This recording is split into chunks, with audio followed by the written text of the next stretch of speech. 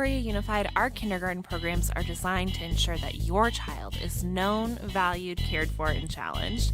Kindergarten is so much more than just the ABCs. It is where creativity is encouraged and bright minds blossom in a fun and safe environment. In Peoria Unified, we strive to make this an easy adjustment for parents to ensure your child is well prepared for the best possible educational experience. If you have an incoming kindergartner who will turn 5 by September 1st, 2024, visit peoriaunified.org/kindergarten for more information about how to reserve your child's seat in our kindergarten program. Enroll today. Are you looking for a fulfilling career? Peoria Unified School District has openings at all levels. With outstanding benefits and professional growth opportunities, there's something to help you feel fulfilled and appreciated each and every day. Join the community where experienced educators have their expertise valued, where new teachers are supported from day one, and where those who are passionate about education reach their full potential. Welcome to Peoria Unified School District, where every day is an opportunity to make a difference. Visit us online.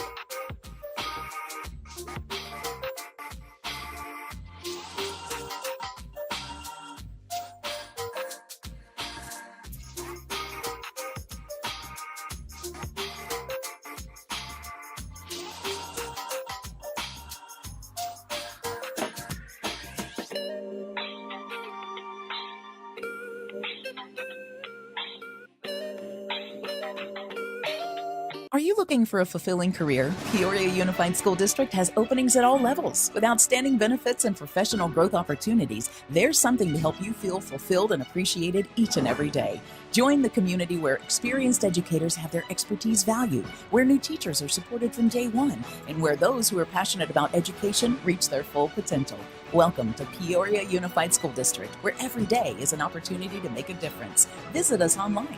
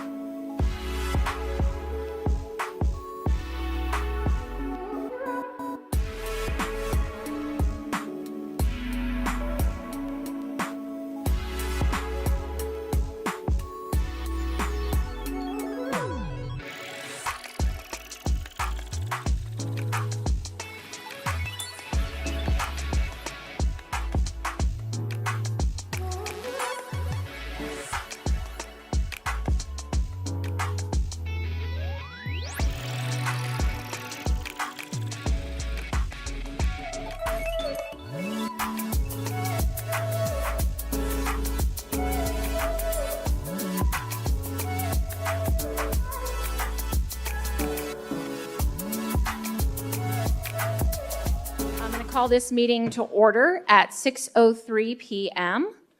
We are going to move to number 2, public hearing. 2.1, convene public hearing pursuant to ARS 15-905, letter E, number 3, and ARS 15-905Q for review of revision number 2 to the expenditure budget, including maintenance and operations, district additional assistance, and classroom site fund budgets for the fiscal year 2024 to 2025. So I just need a motion on the floor to convene the public hearing. I will motion to convene a public hearing for the purpose of reviewing revision number 2 to the expenditure budget, including maintenance and operations, district additional assistance, and classroom site fund budgets for the fiscal year 2024-2025. And I'll second. So we have a motion made by myself and a second made by Mrs. Bowles.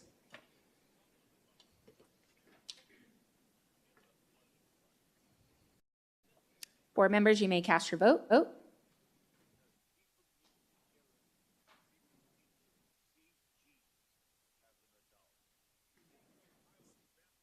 Can you actually, can you run us through a voice vote? President Rooks, Yes? Mrs. Ewing, Yes. Mrs. Proudfoot, Yes. Ms. Bowles, Yes. Mr. Toby. Yes. Thank you. Motion passes with 5 yeas. Good evening, Ms. Myers. Yes, good evening, President Brooks, members of the Governing Board, Dr. Summers, colleagues, and community. This evening, I will present information related to the second revision to Peoria Unified's district operating expenditure budget for fiscal year 2025. Tonight, I will review requirements related to budget revisions and highlight the main changes to the maintenance and operations, district additional assistance, and classroom site fund budgets. I will also provide information on grants and cash-controlled funds. A public school district must adopt an annual expenditure budget by July 15th each year, and districts typically revise their budget in December and May. The budget revision being presented tonight will serve as the second budget revision for the fiscal year and historically would have taken place in May. So we're just a little bit early, but it's appropriate to do so. And this budget revision will allow the district to recognize average daily membership, enrollment-related budget adjustments, one-time funding budget adjustments, as well as adjustments for grants and cash-controlled funds. I'd also like to thank Araceli Angel and Veronica Fabella, our two budget analysts who assisted me with the budget revision that's being presented tonight. The annual expenditure budget for maintenance and operations, or M&O, is where the majority of the district's daily expenditures take place for regular education and special education. Salaries, benefits, supplies, utilities, transportation costs, operational expenditures not of a capital nature is what's included in maintenance and operations. And in this budget revision, the M&O budget is being decreased $494,486 from the December revision. And the reason for that is we are recognizing some final student enrollment decreases for the year, net of free and reduced price lunch, one-time supplemental funding from ADE that was part of the fiscal year 2025 budget, but ADE needed until this point in the year to provide the calculations. We didn't have it in our July adopted budget, as well as our annual energy water savings transfer from M&O to the energy water savings account for capital lease payments. So those factors in combination result in the just under $500,000 decrease to the budget. District additional assistance funds can be used for capital expenditures that include furniture and athletic equipment, textbooks, instructional aids, computer purchases and software as an example. The May budget increased $891,973,000, and I should say budget revision number 2, not the May budget revision. So that just under $900,000 increase reflects ADE's one-time district additional assistance funding payment for fiscal year 2025. So we're including that payment now in budget revision number 2. And then Classroom Site Fund, which supports the payment of performance pay and compensation for certified classroom teachers and other eligible student support service staff, is being presented this evening. And as you can see, there's no change from our December budget revision amount. The fiscal year 2025 budget revision also includes budgeted amounts for non-levy cash-controlled funds. And examples of several cash-controlled funds and related budgets are listed on this slide. And in this second budget revision, there are some very minor adjustments to several cash-controlled funds, including, most notable on this slide, Civic Center, that has increased from $2.7 million to $3.3 million. In addition, instructional improvement is being increased from $3.7 million in the December revision to $4 million in this budget revision number 2, and federal and state grants in combination are being increased from $36.3 million to $40.6 million, due in part to grant carry-forwards now being included in the grant budget amounts that's been recognized with ADE, and those carry-forwards are from fiscal year 2024. Based on the information provided, the governing board will have the opportunity to approve budget revision number 2 for fiscal year 2025's expenditure budget as presented during the action agenda item later in the meeting. This concludes the presentation. This is a public hearing, and at this time, the community can offer comments. The governing board can ask questions as well, and I'm available to assist with both. Thank you very much. Thank you, Ms. Myers, for the presentation. We don't have any public comment tied to this line item, so Mrs. Ewing, do you have any questions for Ms. Myers? I don't. I just want to say thank you for putting this together, and thank you to your team of analysts as well, so thank you. Clerk Toby, do you have any questions? Yeah, thank you for this presentation. Again, the $4 million-ish that we actually saw an increase from the carry forward with the grants. Do we know what grants, or is it just like a conglomerate of all the ones that we participated in?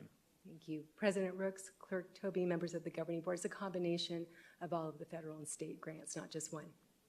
All right, thank you. Mrs. Bowles, do you have any questions for Ms. Myers? I do not, thank you. Mrs. Proudfit, do you have any questions for Ms. Myers? I do not, just thank you for your presentation. Thank you. Yeah, I don't have any questions either, so thank you, Ms. Myers, for the presentation. All right, moving on to number 3, opening exercises, 3.1, moment of silence, 3.2, pledge of allegiance and preamble of Declaration of Independence. Mrs. Proudfit, would you like to lead us? And if we could keep in our thoughts in a moment of silence for the child that is missing right now in our community and the search for them, and keep them in the family in their thoughts.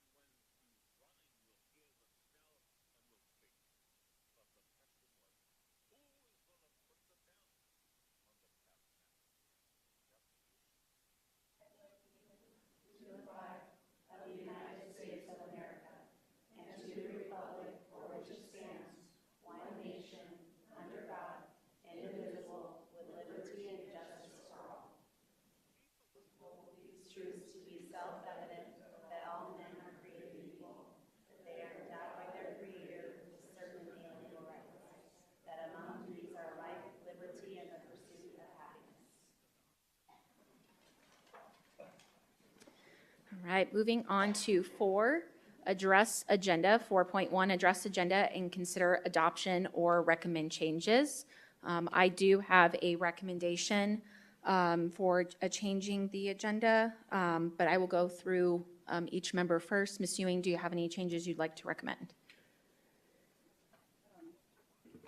I would like to motion to have under action item section 13, 13.7, 13.8, and 13.9 moved to consent agenda. I will second.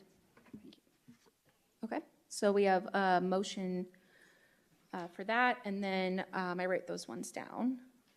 Clerk Toby, well, we have motion and second, so yes. Yes, we would vote on it, but I want to make sure other members, if they want to as well, so. Perfect. Yep. Yeah, we'll vote now for that, and then we'll come back to you, Clerk Toby. So Ms. Azar, we just have a motion to move 13.7, 13.8, 13.9 to consent agenda. And that was made by Mrs. Ewing and a second made by Mrs. Proudfit. Okay, allow me one moment, please, President Rooks, to make those changes.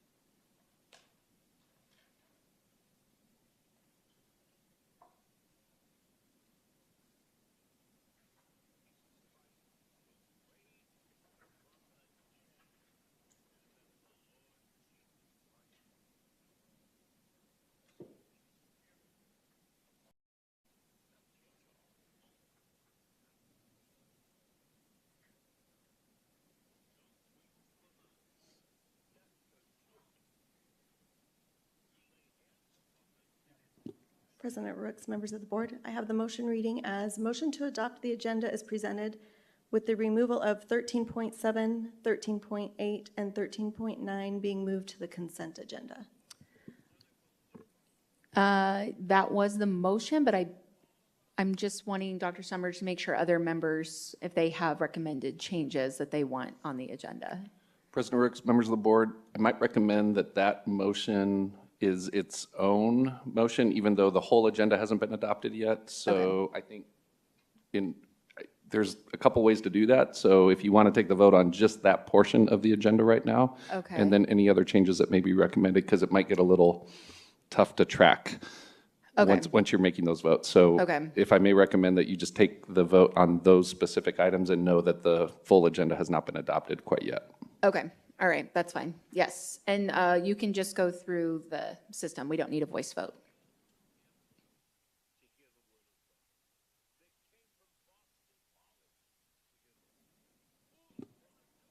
President Rooks, members of the board, let's go ahead and do a voice vote for in case there are more changes.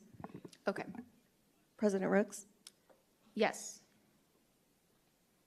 Mrs. Proudfit, Yes. Mrs. Bowles, Yes. Mrs. Ewing, Yes. Mr. Toby. Yes. Thank you.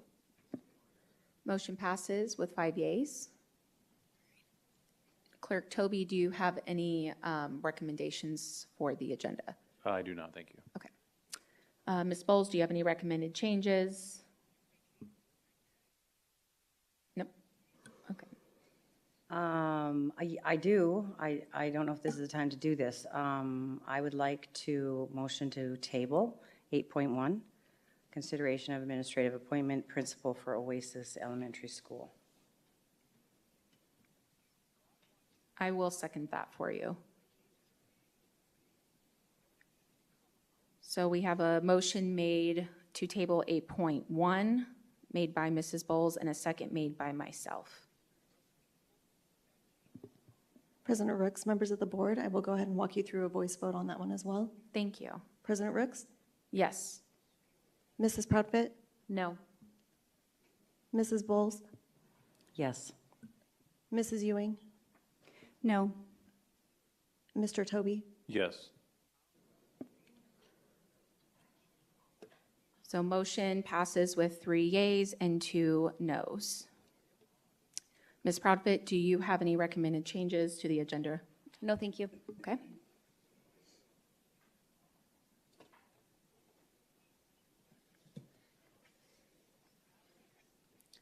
So do we need then to motion for all of those changes to continue?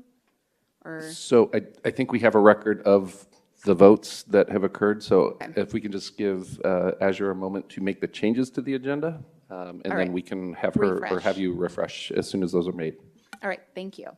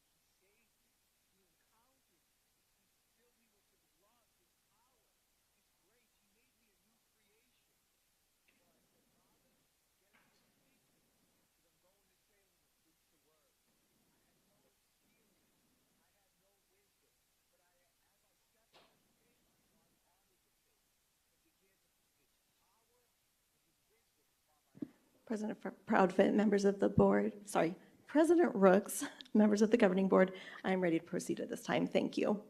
Just to clarify, the one that's up on right now, it says motion to adopt the agenda as presented and 8.1 being tabled. That is correct. I will make the adjustment in 8.1, the motion that was approved and the voting on that specific item. Okay. Thank Just you. want to make sure to note those. Okay, thank you. So board, you can refresh your screens to get back in.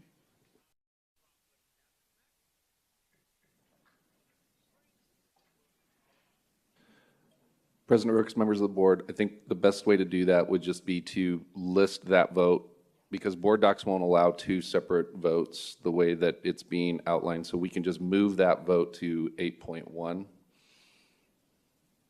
And that's the other place that we can take the vote, but it's already been taken. So we'll just load it into 8.1 if that's okay. Okay. Dr. Summers, if I may we confirm that 13.7 was indeed moved to consent, please? Which is one of the procurement items that was being moved. I apologize, Ms. Myers. I will get that adjustment made as well. Thank you. Thank you.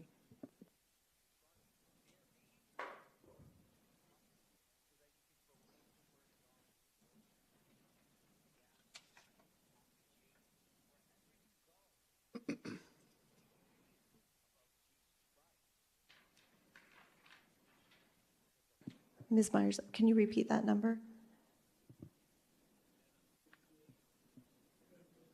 I'm seeing 13.7 still being under closing action items after refreshing. I'm not sure if it moved. Thank you.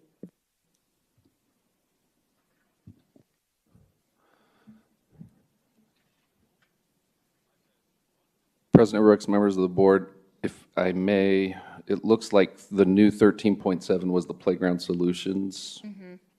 That's correct. So the motion was originally to move 13.7, 13.8, and 13.9 to consent. I believe that represents what the vote was. If the motion was to include one more of those items, it did not come through the original vote. Yeah, playground solutions was 13.10, and that one is now reflected as 13.7 when it moved up. Okay, so we only had those three items that Yeah. were, okay. Yep, So, yeah, I was just, so that it. so I think it's still in, okay, we're in good shape then.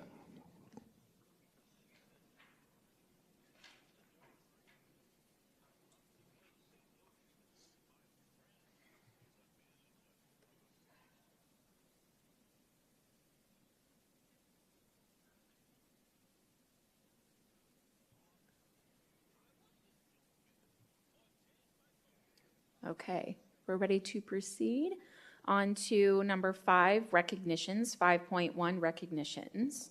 Ms. Airy. Good evening, President Rooks, members of the board. I do not have any formal recognitions this evening. They're all with Dr. Summers. Thank you. Great, thank you. Moving on to 6, opening public comment. 6.1, request to address the governing board regarding matters not included on the agenda. We do have 2 public comment tied to this line item, so you will have 3 minutes. Our first one is from Christina Rogers.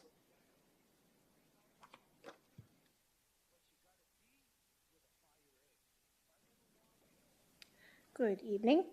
I've not been here for the few last board meetings because now that the kids are in good hands, I'm fighting to save dogs from being euthanized. I've watched the board meetings and I know there was a whole thing on the Bible verses being spoken again. The funny thing is that the Maricopa County Board, they're opening with prayer, so that might not be a bad thing to start here. I also want to thank this board for taking our children's safety and education seriously. I would like to remind everyone the majority has spoken when you were voted into that seat.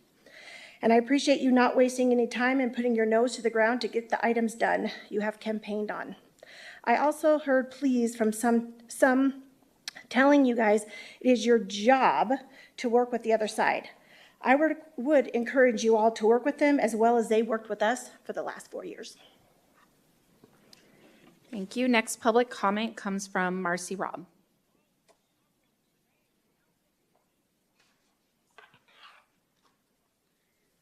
Good evening. I came tonight to give a shout out to a couple people that I work with. One, her name is Mary Carlson, and if you are not there, Mary Carlson is our math coach in the district for high school. She put together a whole proposal to her bosses, which are Sherry Piazza and Nina Buckley, and then she also went to Dr. Hernandez, who supported it fully. And it was the most amazing thing I've ever seen for academics for our kids. We get a lot of people who are recognized for sports and things like that, and clubs and other classes. But these kids in math, I have never seen kids so excited and happy to do math. And that is beyond me because it's not my favorite thing to do. But these kids competed in things that went from individual, and this was an all-day thing. Individual, different things, then they did a team, and then they did small teams. The best thing about it, and I'm going to give a huge shout out to Rob Shannon, who is one of our math teachers who spent some time with the kids over spring break and working with them, and they chose to do this. We took the team trophy home at Ironwood, which was absolutely amazing. And of the 5 schools, high schools that participated, there were 12 individual winners. Our school brought home 5 of those. We had, let me get this right, we had 2 first place, 1 second, and 2 third. And they had competitions with freshmen, sophomores, juniors, and seniors. So it was just an amazing thing to see. I would love to see more people come to these. I would love to see this promoted out there in the community because it was absolutely phenomenal. And I thank Dr. Hernandez and Mary Carlson for putting this on. Thank you. Thank you. That concludes our opening public comment section. Moving on to 7 board and superintendent comments, 7.1 board comments. Ms. Ewing, do you have any board comments? I do, and Miss Rob stole my thunder, so I was there and I got to see it, and it was absolutely amazing. And Miss Rob, I'll let you know that there was a business advisory council meeting this morning, and it was right at Ironwood High School. So I did tout to all of the business leaders about the competition and the great things that our students did there. Said that these would be great future employees at all of your companies because they certainly have good math skills. At that particular point in time, I was surprised that Mr. Dunham wasn't walking through with the great big huge oversized trophy, but we were told that as Dr. Summers was talking about that, they kind of paraded outside with it in their hands. So our business leaders did get an opportunity to see that. But yes, thank you, Dr. Hernandez. Thank you, Sherry Piazza. Thank you, Nina Buckley and Mary Carlson. And then you mentioned Rob Shannon and just all of the judges that were there and put their hard work into it. I'd love to see this continue. Talking with Dr. Hernandez, it sounds like we need to have a couple of years of this competition before we can compete regionally and nationally. I think that's what was mentioned. So I'd love to see our district do that. And what's really cool about this is we were doing, as this was happening, we were looking around and there's really not any districts close by that are actually putting on this type of competition. So once again, Peoria leads, is the leader in that. So this is just, it was just really, really awesome. So, but you stole my thunder. So, just want to give a shout out, thank you to the tour that Ms. Proudfit and I had and Dr. Summers over at Copperwood. We had some great conversations there, talked about the programming, talked about some future programming that I'm really excited about that I think possibly could be tied to all of the great ways that we're always looking to expand our program. So great conversations there. And hoping, Ms. Airy, you can bring some of those folks back to be recognized, some of those mathletes from the competition next time around. So thank you. Clerk Toby, do you have any board comments? Yes, good evening. So some might have seen we've had a lot of wins in the arenas of academics and sports, as well as some of our club associations who have come home with some trophies. Just like Mrs. Ewing said, made mention, and Ms. Rouse said as well. I've had trouble keeping up on social media with all the wins that we've been having this last week, especially over spring break. Hope everybody had a good spring break. One thing that did also happen is we had the city of Peoria had their ribbon cutting for their real-time crime center, and they've already been a week and a half in business, and they've already experienced a lot of good wins as far as public safety. I know that is one of our agenda items, so I'm sure we'll talk more about that. And I look forward to my visit tomorrow at Country Meadows. Thank you. Mrs. Bowles, do you have board comments? I do. Jeff stole some of mine. Mr. Toby stole the real-time crime. Very excited to see that. Myself as well. I find myself in Peoria, you know, hearting, liking, and that's about all I've had time for. But we've had a lot of wins, a lot of really cool things happening. Too many for me to name or remember right now. But and then I just want to put a shout out for the curriculum team. And I can follow a little bit with that, and they've just worked so hard, and I look forward to seeing, you know, what they're going to bring. Can we give these out right now? If you would like to use your board comment time to recognize somebody with the pin, yes, you may. Just to give me directives. I want to give this to Ms. Hernandez, Dr. Hernandez, sorry, for leading with excellence and just coming in and I don't even know, there's too much to say, but doing some really amazing things. I know that many on the team bring up grades, including parents for that matter, but I know that they need a good leader, and we have one. So I want to give her this pin of leading with excellence pin.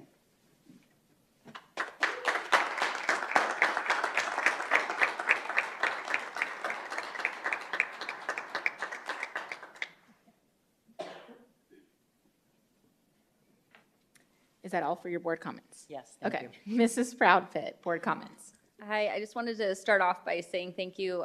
Last board meeting was the first one in 18 months that I've had to miss and haven't been able to call into, but I feel like, as you know, I was voted in by the public. Just wanted to thank you for giving me that time with my family. You know, this is a wonderful and very taxing volunteer opportunity that I'm so honored to have, and my family needed that time over spring break, so thank you for allowing me to take that time with my family. As Ms. Ewing touched on, we did 2 visits this week to Cheyenne and also Copperwood. Kind of echoing what she said, there's some really exciting things that Dr. Ramito is really looking at bringing models of acceleration for our students so that we are truly raising the bar and giving every student the opportunity to thrive.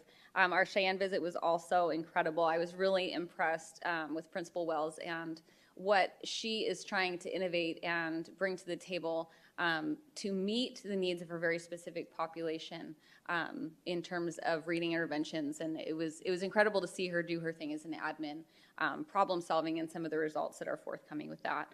It was wonderful. It's track season. I've been able to go to a lot of track meets. I've seen Ironwood, Sunrise Mountain, and also Peoria High School. It's just wonderful. Track meets are so fun, and it's so wonderful to see the students out there. And a lot of times it's inter-district meets, so you get to see several schools. So thank you to the coaches of the track team. One of the special things about track is it's a no-cut sport, so any student who wants to has the opportunity to participate, which isn't the case for all of the sports in the district. So I really, really appreciate the time and attention that we give to track. And then also I wanted to echo what you said, thanking the textbook adoption committee. Is anyone on the textbook committee here? Landa, thank you. These are really labor-intensive committees to sit on. We're talking 9 to 5. They're very, very labor-intensive, and we have a lot of veteran teachers and retired teachers that have given their time to come back to ensure that we are getting the latest and greatest and lending us their expertise. So thank you to all the people that sit on the textbook committees. I haven't been able to give out my first pin yet, and it works out that the person I want to give it to is here. We talked about this last board meeting, but I wasn't here. We recently had a school that won an award from the Arizona Education Foundation. And one of the things I truly think it means to lead with excellence is making sure that we are highlighting the excellence that we have in the district that's already happening. And so I wanted to give this to the principal of Zuni Hills, Ms. Krista Lynch, who is here this evening. But these applications to get these kind of awards take a lot of time from the staff and a lot of coordinating, but having that emphasis on leading and highlighting the amazing things happening in our district. So I wanted to give this to Principal Lynch.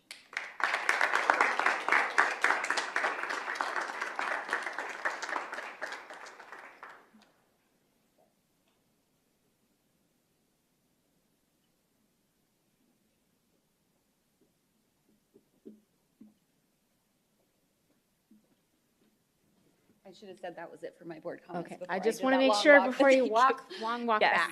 back. Great, okay. Yes, speaking of the curriculum textbook adoption committee, I just want to give my thoughts and prayers with one of our committee members, Teddy Todd. I know Dr. Hernandez is very close with her as well, so I just want to give thoughts and prayers to her.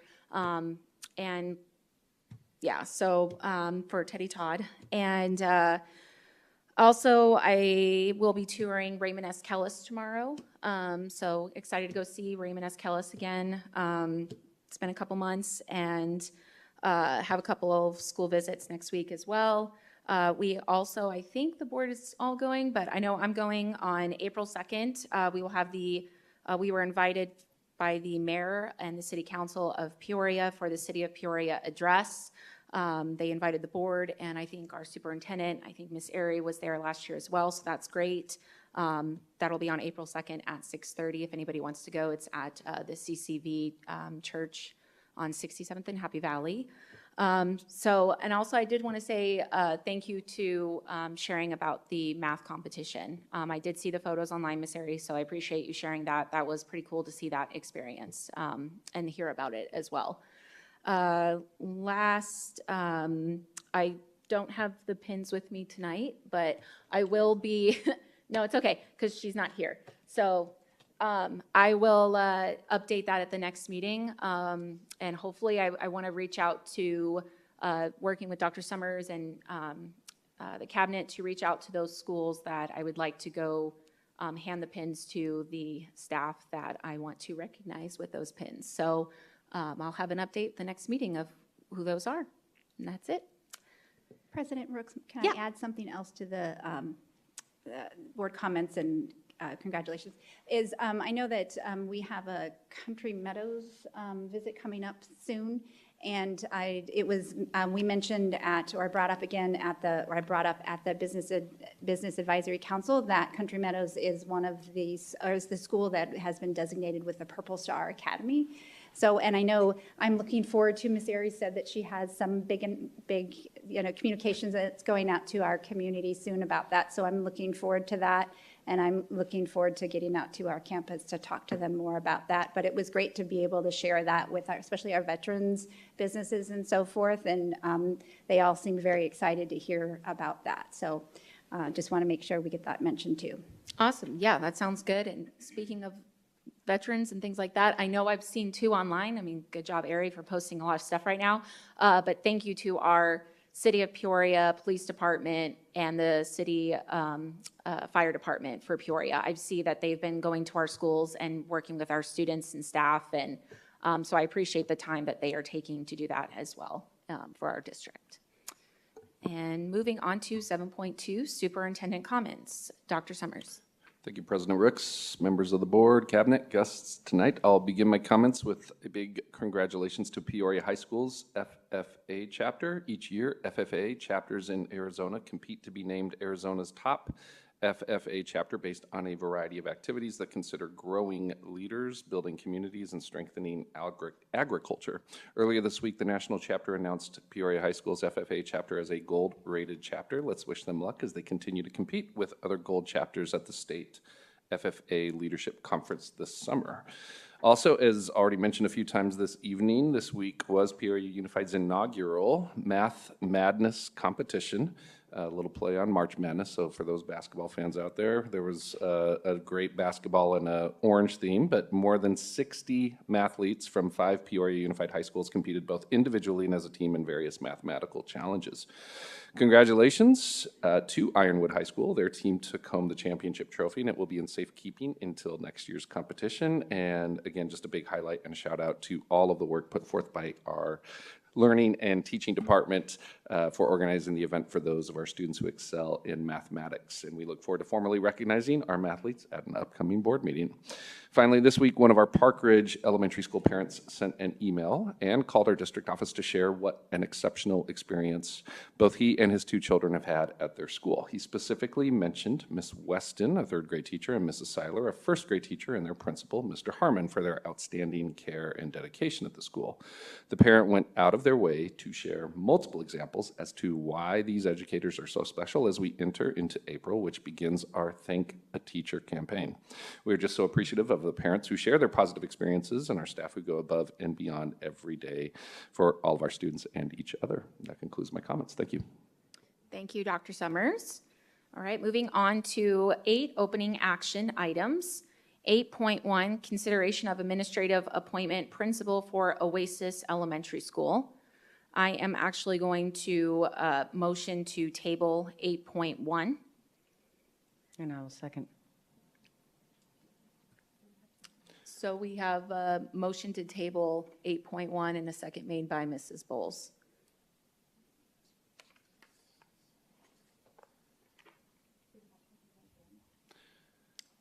Yes. Ms. Ewing, because the board docs would only allow one motion to be made. So I am going to check with that with our board attorney, but I believe the way that it should have been was, I think I've seen Sandoval do it before where it's like you motion for all of it all in one. So that's why I was kind of, yeah.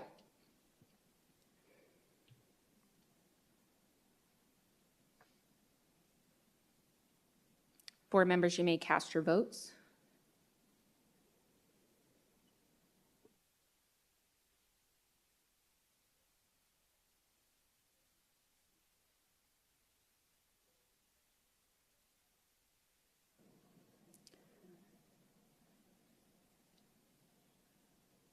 Motion passes with 4 yeas and 1 nay. I believe at the end of the meeting, when you can readdress agenda items, is when you want to bring that up again.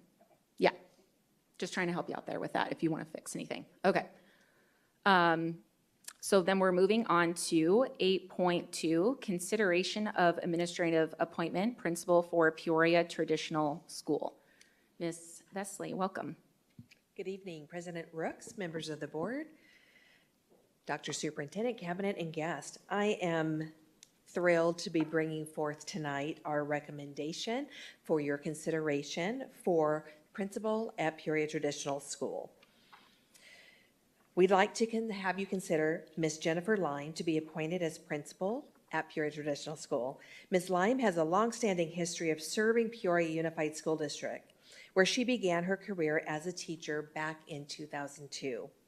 She has taught grades 1 through 5 at Zuni Hills, Coyote Hills, and served as a 5th grade teacher at Peoria Traditional School. In 2019, Ms. Lime was appointed to assistant principal at Oakwood Elementary School, where she worked alongside Principal Stacy Bagwell. In 2023, Ms. Lime transferred to Zuni Hills, where she has served as assistant principal for the last 2 years, also supporting Principal Krista Litch and the Zuni Hills community. And as we mentioned earlier tonight, the A+ award that's been recognized. As a side note, Ms. Lime was also a Pride of Peoria recipient back in 2018. Ms. Lime holds a bachelor's degree in elementary and special education from Northern Arizona University. She also holds a master's degree in educational administration from Grand Canyon University. Ms. Lime has been mentored by some of our best administrators and was highly recommended by the interview committee. We look forward to having Ms. Lime join our Peoria team as the next principal of Peoria Traditional School, and at this time, we look for your consideration and vote. Thank you, Ms. Vesley. We don't have any public comment tied to this line item. So board members, do you have any questions or comments for Ms. Vesley? I'm just really excited about this appointment, and she's absolutely amazing, and I love when we bring forward amazing, very highly skilled, quality candidates. So I really appreciate this, and I'm looking forward to this. Thank you. Clerk Toby, do you have any questions or comments for Ms. Vesley? No, I don't. Thank you. Ms. Bowles, do you have any questions or comments for Ms. Vesley? No, I do not. Thank you. Ms. Proudfit, any questions for Ms. Vesley? I'll wait till after the vote before I make any comments. Okay. Can I make the motion? Yes, you may, now that we went through everybody. Yes.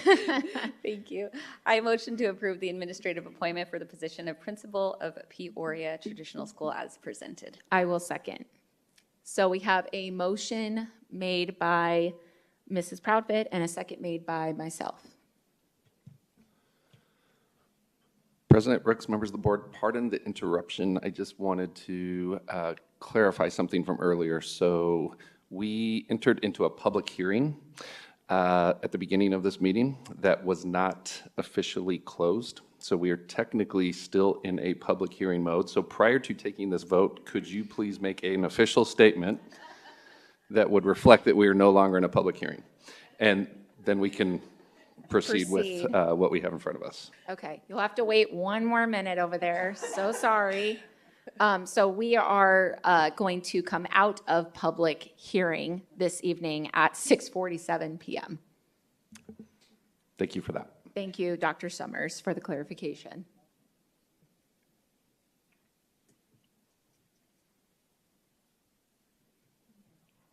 Board members, you may cast your votes.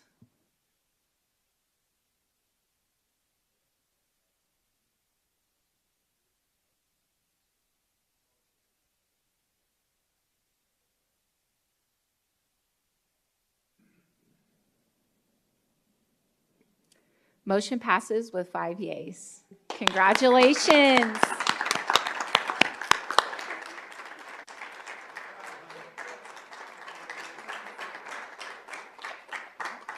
All right, I waited a long time for this. So you did. President Rooks, Dr. Summers, members of the board, I am, like she said, I've been mentored by some of the best in our district.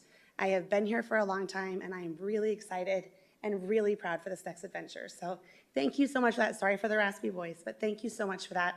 I just cannot wait to get my boots on the ground and start doing some good work.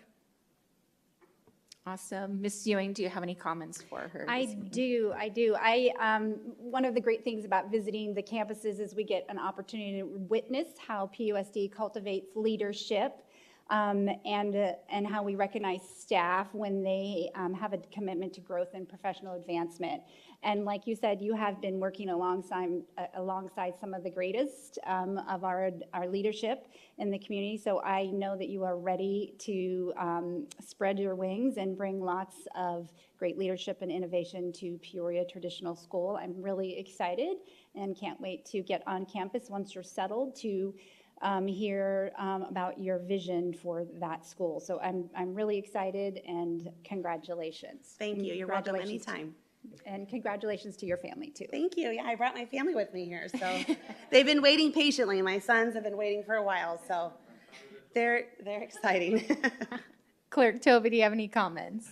Congratulations again. I've been watching the progress of Zuni and Peoria Traditional closely. I have family at both campuses, and all I've heard is positive things about what you and your team have done on both of those campuses, well, on Zuni and what I know you probably do at Peoria Traditional as well.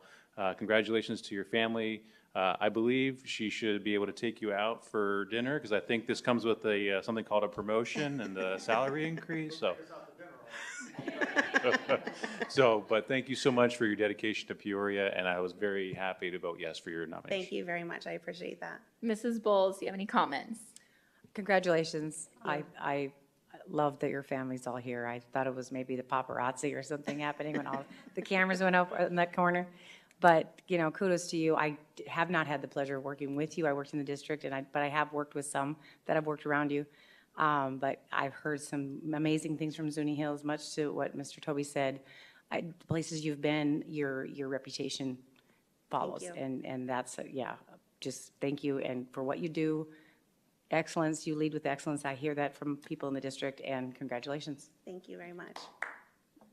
Yes, clap. Yes. Woo! Mrs. Proudfit, any comments?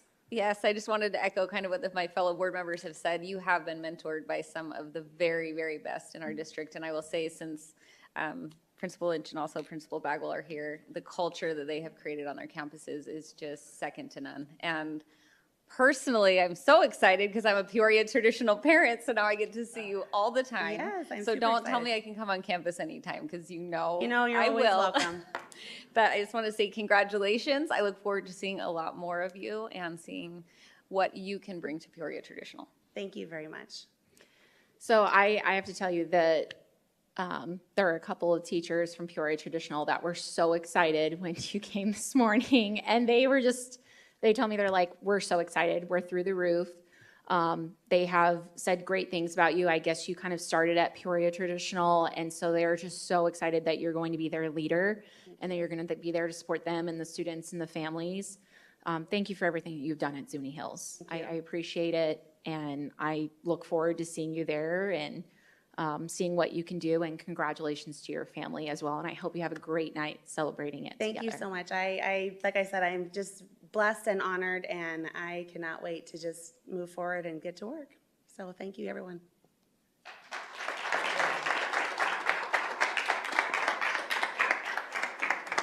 I don't know, do you want a picture? Do you guys want a picture of her or up here? Okay, I just saw the camera, so if you want to take a picture real quick. All right, let's go. Somebody's got to direct them where.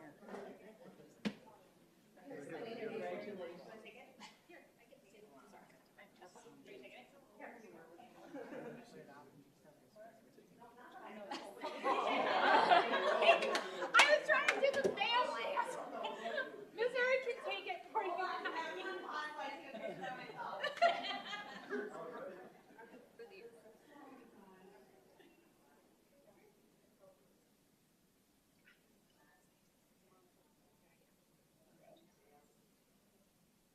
I thought the board members were joining you.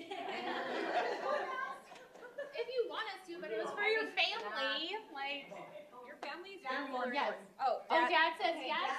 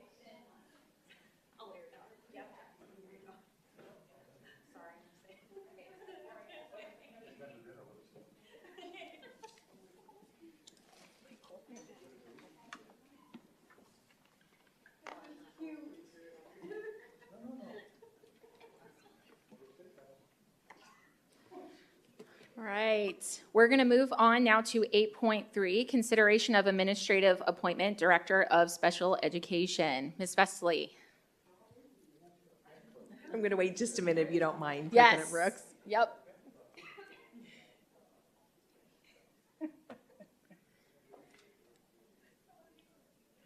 What an exciting time. Thank you, President Brooks, members of the board, Dr. Summers, cabinet, and guest. I, again, am really excited and thrilled to be bringing forward a name for your consideration for our open position of Special Education Director. Our team has been working very hard this year in the absence of having a special ed director, and we put a pretty solid process in place and had many people that were involved throughout this process in making sure that we could find the very best person to come to Peoria. So I'm excited to be bringing forth for recommendation tonight Mr. Jerry, he goes by Ryan Burke, for consideration as Peoria's next special education director. Mr. Burke has an extensive career in special education, serving school districts in both Arizona and Utah. He began his career back in 1992 and served as a school psychologist in the Washington Elementary School District here in Arizona.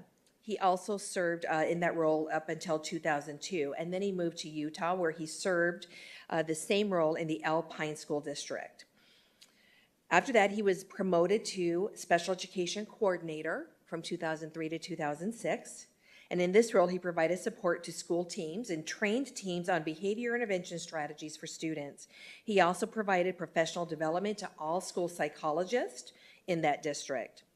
Then in 2006, Mr. Burke was appointed as the Special Education Director for secondary schools in the Alpine School District. He served in this position through 2015, and during his tenure there, he trained secondary administrators on applicable special education laws and practices, facilitated resolutions when difficult situations arose, and was responsible for appropriate staffing to meet the needs of students with individual education plans. He also supervised the hiring, placement, and training and evaluation of all school psychologists. The list goes on. In 2015, Mr. Burke was then appointed as Special Education Director for the Alpine School District, where he is still currently serving in this role. He currently supports professional development for 642 special education staff and related service providers. He oversees monthly parent trainings on special education topics. He collaborates with multiple departments across the district. He also oversees the growth and implementation of the preschool programs in this district and manages the special education fiscal budget, which we all know is very important. He holds a bachelor's degree in psychology and holds a master's degree in education from Brigham Young University. He also holds a specialist degree in school psychology from Brigham Young University and received his administrative certification from Arizona State University. Mr. Burke has the knowledge, the skills, and the talent to lead our special education department and to propel it forward.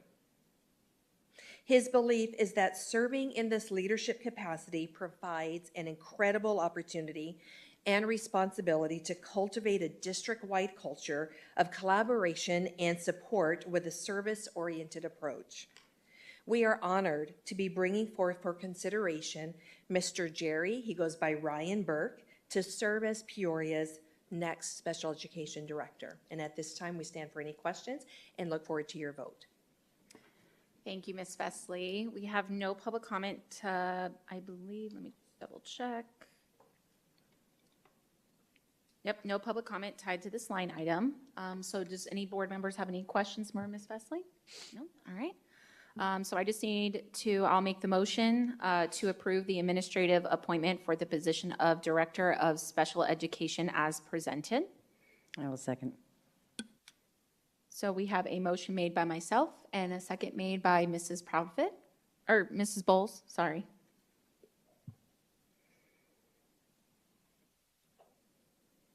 Board members, you may cast your votes.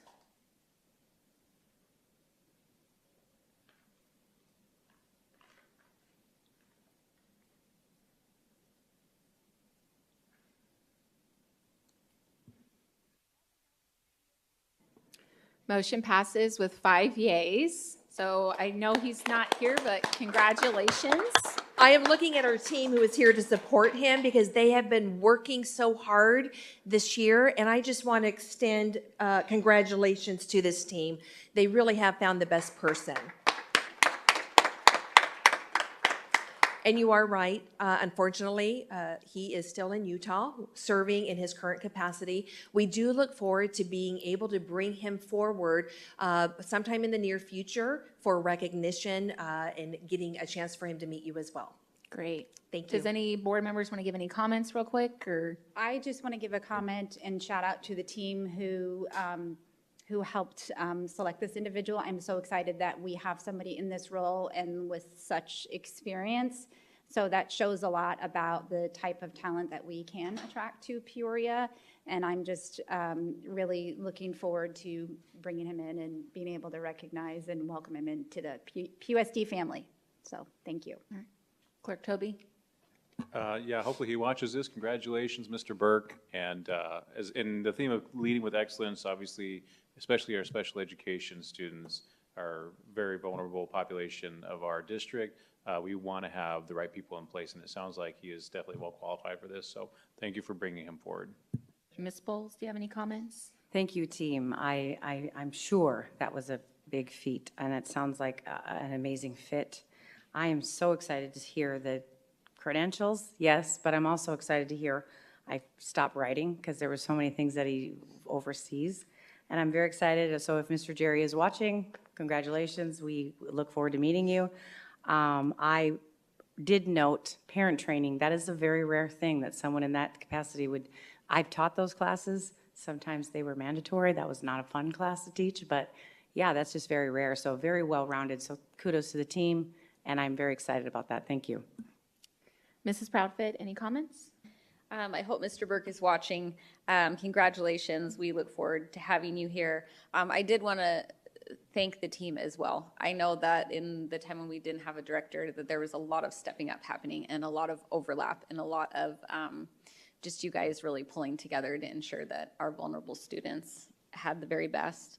I actually have a unique perspective because I used to live in Alpine School District while he was a director there. So Alpine School District, if you think ours is intense, like there are a lot of kids in Utah, and Alpine School District is a very, very highly sought after school district, and it's a very tightly run school district. And the word on the street with the mom groups, we lived there when our boys were younger, and very, very, very impressed with the special education provided in that district, and it was very well regarded for their special education. So I'm super excited that he's choosing Peoria Unified as a home. Awesome. Yes, thank you to the team, the three of you over there, for all of the hours that you put in. And I can't imagine how hard that must have been, so I appreciate it. And thank you, Dr. Hernandez, as well, for putting such a good team together to find our Director of Special Education. And congratulations to, Mr. Jerry Burke, if he's watching, and his family. And I hope he enjoys the move to the heat in Arizona. Thank you all. We appreciate it. Thank you, Ms. Besley. Moving on to number 9, discussion items. 9.1, maintenance and operations override. Ms. Myers, welcome. Thank you. Good evening again. President Brooks, members of the Governing Board, Dr. Summers, Cabinet, community, and guests.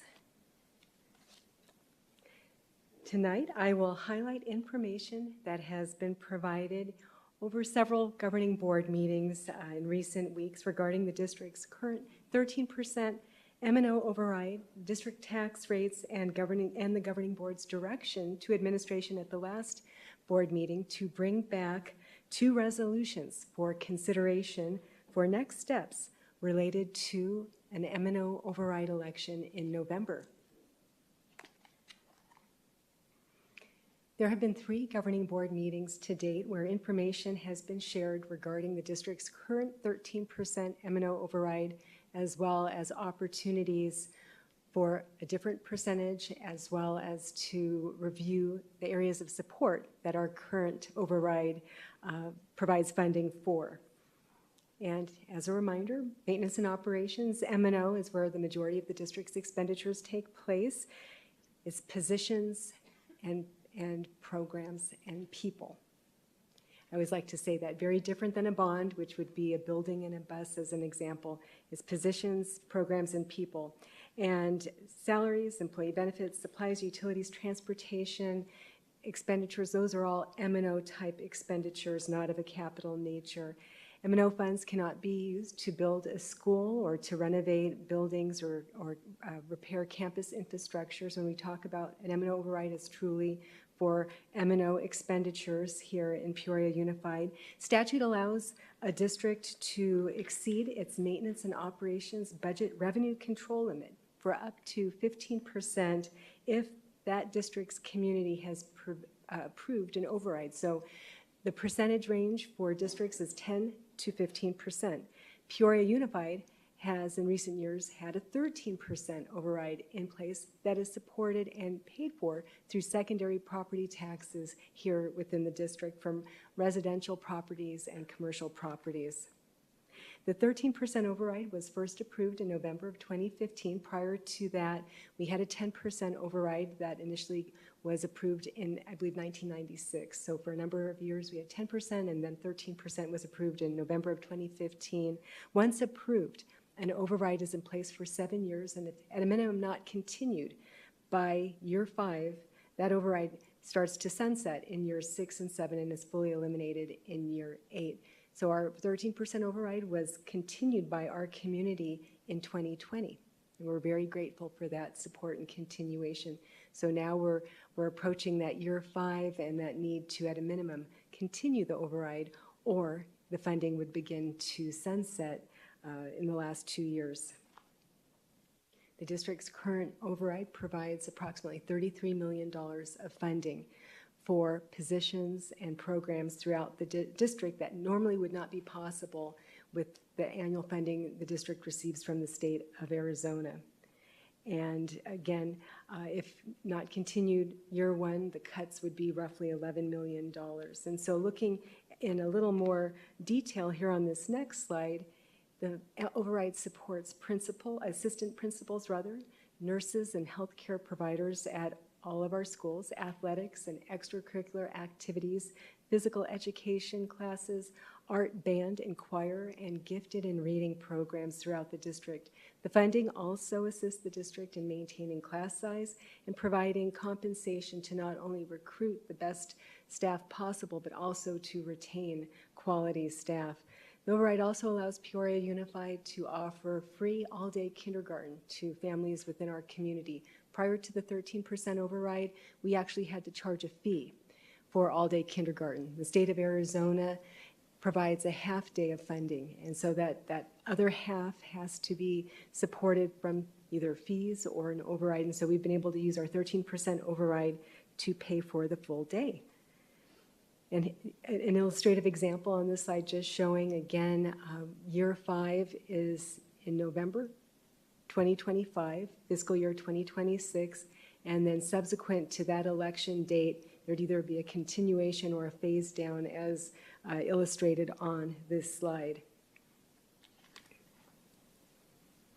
The district's tax rate is calculated annually based on tax levy for the district and assessed values that are calculated by the county assessor. I've shared this slide many times before. The intent is to demonstrate that the district's secondary property tax, which is what pays for our M&O override and outstanding bond sales, has been declining in recent years. The primary tax rate is in part related to the qualifying tax rate, which is set by the state of Arizona, and irrespective if Peoria Unified had a voter-approved initiative, that QTR or qualifying tax rate would be in place. The secondary tax rate is what supports our override and outstanding bond sales. Assessed value of property has increased in recent years here within the district, coupled with the district amortizing our outstanding debt. Those are the two main reasons why you're seeing that year-over-year decline with our tax rate, as well as the refunding that we did last spring in 2024. The information on this next slide is illustrative, and it shows the range of 10% to 15% for potential override amounts. You'll note a reference to fiscal year 2025 at the top of the chart, fiscal year 2026, and fiscal year 2027. That would be the first year of either a continuation or a new override. And what I will note is the dollar amount between each percentage change equals to about $2.5 million. So if you go from 13% to 14%, it's approximately $2.5 million of additional funding. If you go from 13% to 15%, it's approximately $5 million. And then the associated tax rate change is roughly 9 cents per $100 of limited assessed valuation. So 13 to 14 is 9 cents, 13 to 15 would be 18 cents, etc. Based on the direction from the governing board on March 13th, administration is bringing forward later tonight 2 resolutions for consideration and possible action. The first is the resolution to continue the district's current 13% M&O override with the current existing purpose and categories for which the continued budget increase will be expended. So just a couple of slides back where I went through assistant principals, nurses, extracurricular activities, those categories would be in the resolution and the voter information pamphlet. I'll also note that the ballot question would read, budget override continuation, yes or no. It's a continuation of an override that we currently have.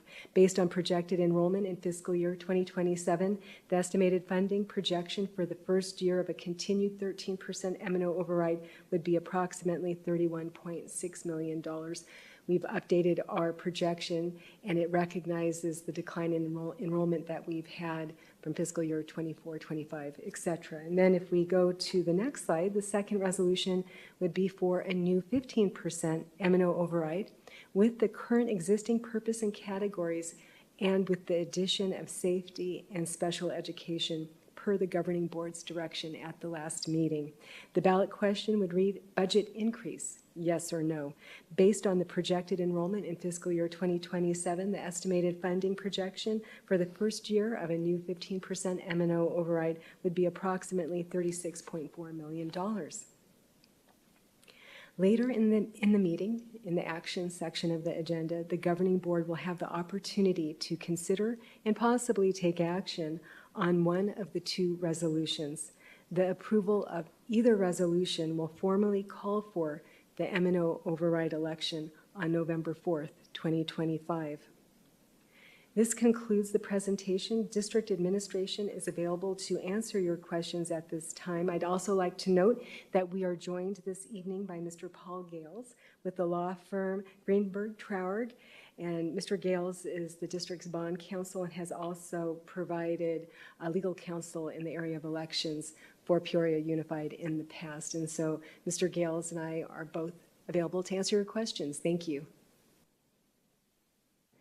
Thank you, Ms. Myers. We do have two public comments, so I'm going to do those and then I'll welcome you back up.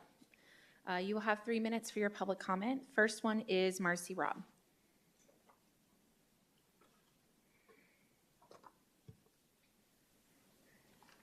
First off, I'd like to thank you guys for supporting our bond.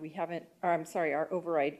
We haven't had board members that were always in support, and we've had people actively campaigning against that. So it's nice to see that we're on board for this override.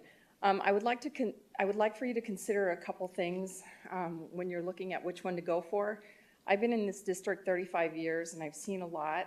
And I have daughters that teach in the Deer Valley district. Have grandkids there as well, and I'm looking at what they're going through right now, and they could take, there's somewhere around 8% of their salary could be lost because their override didn't pass, but they're using carry forward funds to, I think, fund that.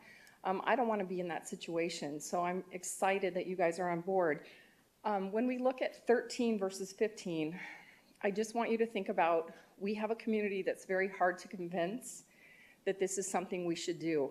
13% would keep it to where it's not going to increase at all for those people, and I think that is something that might convince them to want to approve this. I realize that we do need 15%, but if we go for 13, the following year we can up it to 15 and do another override. The only thing I'm asking is if you do go for a 15%, it really has to be a unified board. It's really hard if it's a 4-to-1 or 3-to-2 or whatever, whatever else it could be. We need everybody on board who are going to go out and push for this, because we have cuts that are being made in special education and lots of other things that are possible at our state level. And we don't want those things to happen. We want our kids to have the very best that they can possibly have. So if we could be unified on this, go out to our legislative districts, 27, 28, and get in front of those people and speak to that and say this is something that needs to be on the golden ticket. It's hard to convince those people unless we're all together. So I'm just hoping that we think about the 13 versus 15 and think about what it means to our district. I know that if we go 13, with more people moving in, we're going to have more revenue with the houses going up in value. Again, that's more revenue, things like that. But I don't want to end up like the other districts, and we desperately need this override to pass. So please, please, please consider being unified on this and help us out. Thank you. Next public comment is from Trina Berg. Good evening, President Rooks, members of the board, Superintendent Dr. Wow, it's been a very long day. Dr. Summers, Cabinet. I'm here as a teacher in the district, also a parent in the district. We've worked long and hard many times to try and get overrides passed and bonds passed in this district. As Marcy said, this is an incredibly important override for our district. We have to at least at the very minimum maintain. I know last time I talked about how we really need a 15%, And Clerk Toby, I greatly appreciate the fact that you want to look at our outplaced students as part of like a recapturing money to bring that revenue back into our district. I do want to talk about, though, the fact that I spent my first 14 years approximately as a special ed teacher in this district, including my first 10 years as a teacher in the self-contained program, middle school, emotionally disabled kids. And back then we didn't have a RISE. We actually had both of them combined together. And there are times where the true fate for our students is the outplacement. I don't want to hang our hat completely on going from 13 to 15 with just looking at outplacements. I think if we looked at decreasing class sizes, especially in your K3, K4, even K5, that would go a long way to increase our literacy, which we know goes a long way throughout all of the rest of the educational career. Before we try to, like, we're going to do a 15% to try and do that, I would love to see an actual cost analysis. I know back when I was teaching self-contained, we looked at starting like an ACES type program in-house, and I was just like, I will teach it, I will help run it, I will do all the things. Those were my favorite kids. I loved teaching my ED kids when I was a middle school teacher. And it hasn't come to fruition yet. And part of that was the cost effectiveness wasn't actually there. You have to look at increasing services and people, and those self-contained private days, or not self-contained, those private day schools have the ability to do things that we don't have because we still have to operate under public school rules and laws. But I do appreciate the fact that that's something you want to look at because it's something that I've wanted to look at for a long time as well. I just don't want that to be the one thing that differentiates the 13 to 15, not without like a good cost analysis, because we haven't done that in a very long time. But I do think increasing from 13 to 15 at some point, we could do a lot with class size. Class size is tremendous when it comes to student achievement. It makes such a big difference. And we definitely can always improve the services we provide for our special needs population. And again, I say that as a very long time special ed teacher who still would consider potentially going back to special ed at some point before I retire. I agree with what Ms. Robb said. We need a good cohesive 5-0 vote on whatever you guys decide. Thank you. Thank you, and that concludes public comment. So we will go through questions for each board member for Ms. Myers. Mrs. Ewing, do you have any questions for Ms. Myers? I've got lots of questions. So Okay. Thank you. Probably a pretty easy one. Start off with Mrs. Myers. You mentioned that on the ballot, a 13% would read 13% continuation, and I know that you emphasize that word continuation because sometimes that allows the voter to be like, hey, it's just a continuation, let's just continue on with this. I'm curious what the wording would be on the 15%, just because you mentioned what the wording is on the 13%, if you know. Thank you. Yes, it would be budget increase, yes or no. So the focus would be on the increase. And then I appreciate all of the information that you've put together for us. But in some conversations I had with Dr. Summers and for our community out there and those that are watching, I think it's really important that they understand what is going to be for the lay person, what is the breakdown of the differing of the cost to the individual of the 13% to 15% for the average voter.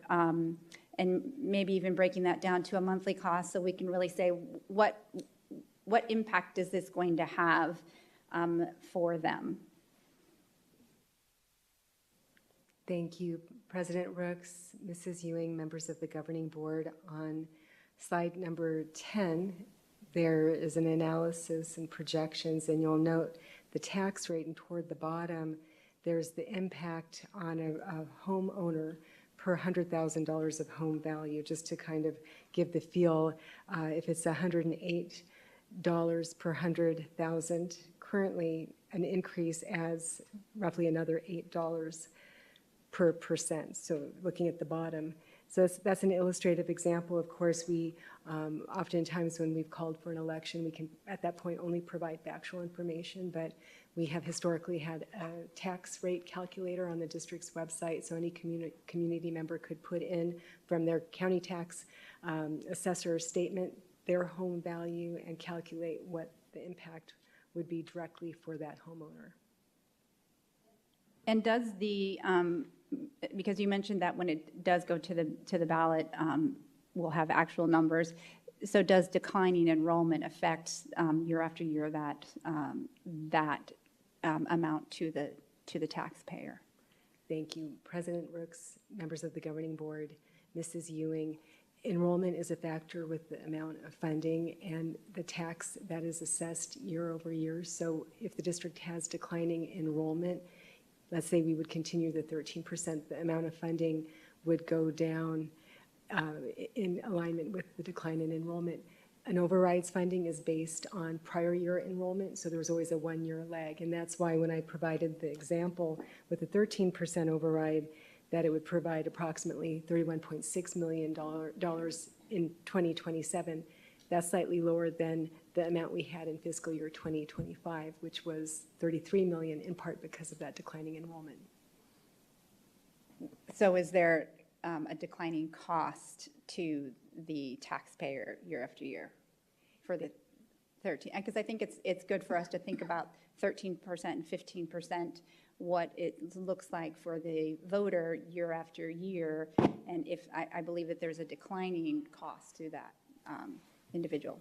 Thank you. President Brooks, members of the governing board, Mrs. Ewing, the district's tax rate that would be set would be at an amount to fund the override budget amount. So let's say for illustrative purposes is $32 million.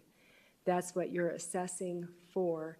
And that rate, if the enrollment changed to drop from 32 to 30 million, the amount would go down, but also assessed valuation of property within the district's boundaries also impacts the tax rate. It's in combination. All right, so as far as out to our board, so I know that one of the biggest, the thing that we have to really make a decision on is we have to balance the needs of the district while we have a lot of needs for increased compensation to our employees to be able to attract and retain them. We have some really great programs that I know we have big visions to do some expansions, and a 15% override would allow a lot of flexibility to do that. Same for attracting. But like as Ms. Robb mentioned and Ms. Berg mentioned, we do have to consider what our community is willing to support, because we have 70% of our community who is not connected to our schools. So while we may have a lot of community support within our schools, for that 15%, we still have a large voter base that we have to connect to and make some sort of prediction as the board as to whether or not we would gain that community support of the 13% or the 15%. And I know that I have a lot of fellow board members who are in some of those spaces who can have some influence or offer some sort of suggestion as to whether or not those individuals, the GOP in the LD 27 and 28, are they going to be willing to support this effort?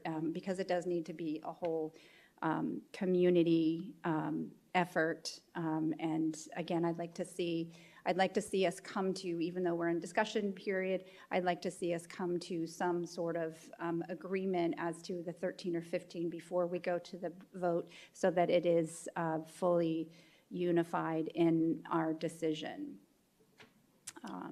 And that's, so I'll let it go to the other board members for more questions. And also, I just want to say thank you to Ms. Myers, because I know this is the second time today that you've done this presentation, because you did some presentation to the business leaders today. And I just want to let the board know that there was full business leader support in there, that the first thing that they were saying is, how can we get this information out to the community, and suggest that they support this, so with whatever the board goes forward with. So I want to let you know that there is business community support out there. So thank you. Thank you. Clerk Toby, do you have any questions for Ms. Myers? Yes, thank you again for this. The mathematical breakdown definitely helps paint a good picture. I saw a recent presentation by the city of Peoria talking about the new building and new construction in the north. Could you elaborate a little bit on those, what impact those 30,000 new homes would have on our M&O. Thank you very much. President Rooks, Clerk Toby, members of the Governing Board, it's such an exciting time to see all of the development in the city of Peoria and in the northern portion of our district. Even just driving down the 101, and you look on either side, commercial properties, residential up north, very exciting. That type of development does indeed increase our tax base from an assessed value perspective of residential homes as well as commercial properties. However, that growth would benefit the district if we had an increase in enrollment. So it's kind of a double-edged sword. You have growth, which increases the assessed value of property, but students enrolling in Peoria Unified, that's what increases our ADM, which is part of the calculation and how we're funded. So yes, there's the potential for new students. There's the additional property value that's added. So when there's a calculation of a tax rate per se, the larger the base of residential and commercial properties, it brings the overall cost down. And I'll ask Mr. Gales, is there anything you would want to add to my comment? No? Thank you. So if I understand you correctly, the properties and the values that go up do help our bottom line, but it sounds like there's more of an impact with the increase in enrollment. Is that right? Thank you. President Rooks, Mr. Toby, the growth and the increase in value assists the district when it comes time to setting a tax rate for a future bond sale or for the calculation of what the tax rate would be to fund an override that's in place. So that's the benefit with the property tax side. Student enrollment's part of the equalization, the formula of the base support level and the district's enrollment, and that's what is the basis for our M&O and capital funding each year. Enrollment also supports our classroom site funding, and it also supports our override. Thank you for that. And then, Mrs. Yuen, to your point, you mentioned that 70% of our community aren't affiliated with our district. So just kind of going off of that, I would just share with my other board members that 30,000 new homes in the north, that could prospectively bring 8,000 or 9,000 new students to the district area. Whether they attend our schools or not, obviously that's up to their personal decisions as a family. But I do think that we're in a good position where we can go from the fourth largest district to the third largest district, perhaps. So I will keep that in mind when it comes to our debate on 13 versus 15% and how that funds our future. If I may, Clerk Toby, President Rooks, members of the Governing Board, it is very exciting to see the impact in the long term of that development. Our decision for continuing within the next 2 years, because we're approaching year 5, is the near term. So there's such an exciting potential in the future as well, but also what's in place currently. All right, Ms. Bowles, do you have any questions for Ms. Myers? Mr. Toby answered or asked a very similar questions that I was going to ask, but I do have one question he didn't ask. You said the language I have the language, I actually have the opposite of what Ms. Melissa was saying. Your budget increase 15%, you said was on the ballot. What is the 13% verbiage on the ballot? Override continuation. Okay, that was it. Okay, all right, that's all I have. Thank you. Ms. Proudfoot, do you have any questions for Ms. Myers? I have a few. So is there any wiggle room on verbiage? President Rooks, Mrs. Proudfoot, I'm going to refer your question to our legal counsel, please, to Perfect, provide and a I think my complete next answer. question is for you anyway, so. Good evening, members of the board. Paul Gales with Greenberg Trard. We're counsel to the district with respect to these potential elections. What verbiage are you referring to where there might be flexibility? Where it would be either continuation or tax increase, essentially. So there is no flexibility. If you go 13%, it'll say budget override continuation, yes. Budget override continuation, no. If you go for 15%, it would say budget increase, yes. Budget increase, no. Okay, another question, and this might be a dumb question, but I have to ask it, and this was when as I was watching the last meeting. Is there an option where we could say budget override, yes, no, yes, 13, 15, or no? Does that make sense what I'm asking? Because last time when we had Higher Ground give us a presentation, if you do bond and override, one passes and one fails. Well, couldn't we use that to our advantage with 13 or 15 or no and give 3 options? President Rooks, members of the board, not a dumb question at all, but the answer is no. You can't give an option. It's just one or the other. Okay. I think those are the last of my questions, but I just wanted to just say I think we need to be careful when we're having these conversations that we're not putting it on one political party or another. And when we looked at the breakdown of where we succeeded and failed with the bond, there were trends, but it's not as cut and dry. I actually am of the opinion, I agree with Mrs. Robb, I think it's more important that we're unified than we go out for 13 or 15. I think how we play this as a board and how we unify on this is going to determine whether or not it gets through. When we look at it, it's what, I mean, $112 a year to $132 a year. Like, we can make that argument to be able to rise up to meet the challenges of increased enrollment, particularly in a place where the class sizes are already too large. And so that's kind of my opinion is I don't know if it matters if it's 13 or 15. It matters that we're unified on it and that we're all out there fighting for the same thing together. Again, we're speculating. We don't know what we can get through, and we do have a history of overrides and bonds, I guess, not passing, and so this is going to be doing something new, but I don't want to not do something because we're afraid, because we do have unique challenges. And again, all of our surrounding districts do have 15. So I'm not sure, again, this is my opinion and speculation, I'm not sure if the 13 to 15 matters more than whether or not we as a board are unified on it. Is that all? Okay, I have a couple questions and then I'll get into my comments. And some of these questions are for me, but some are for like the community to hear. So the slide 7, the 4.6 million for supporting schools, I believe, for reading. I don't know if this is for Ms. Myers or Dr. Hernandez can talk about what reading supports is a part of that 4.6 million. What have we done previously? Reading supports, reading programs, what does that look like? Thank you, President Rooks, members of the governing board. It's actually reading teachers or positions, not instructional aides, just to clarify. Okay. The staff.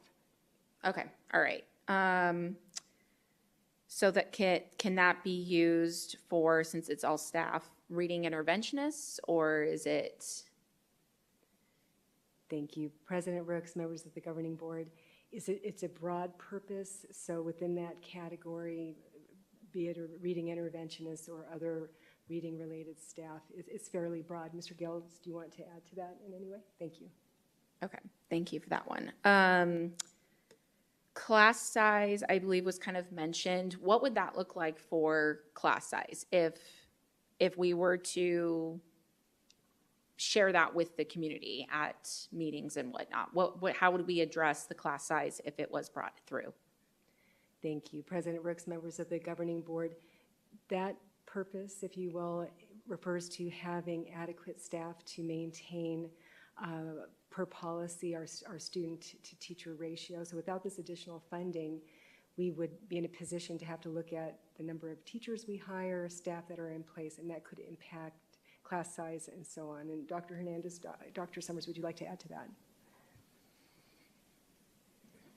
Not unless there's an additional question behind it. Okay, no, sorry, I'm getting very specific here, Well, and to that point, I would just add that the difference between what it is right now compared to what it would be if it passes, it would be no greater class size than what we currently have, but class size is always it's not a hard and fast number. And that's what makes it, I think, challenging to frame, because there's always going to be some degree of fluctuation. So what we typically look at with class size are ranges, sort of a min-max, if you will. So we can certainly take that conversation, because I think where your question is going is how do we share numbers with the community, right?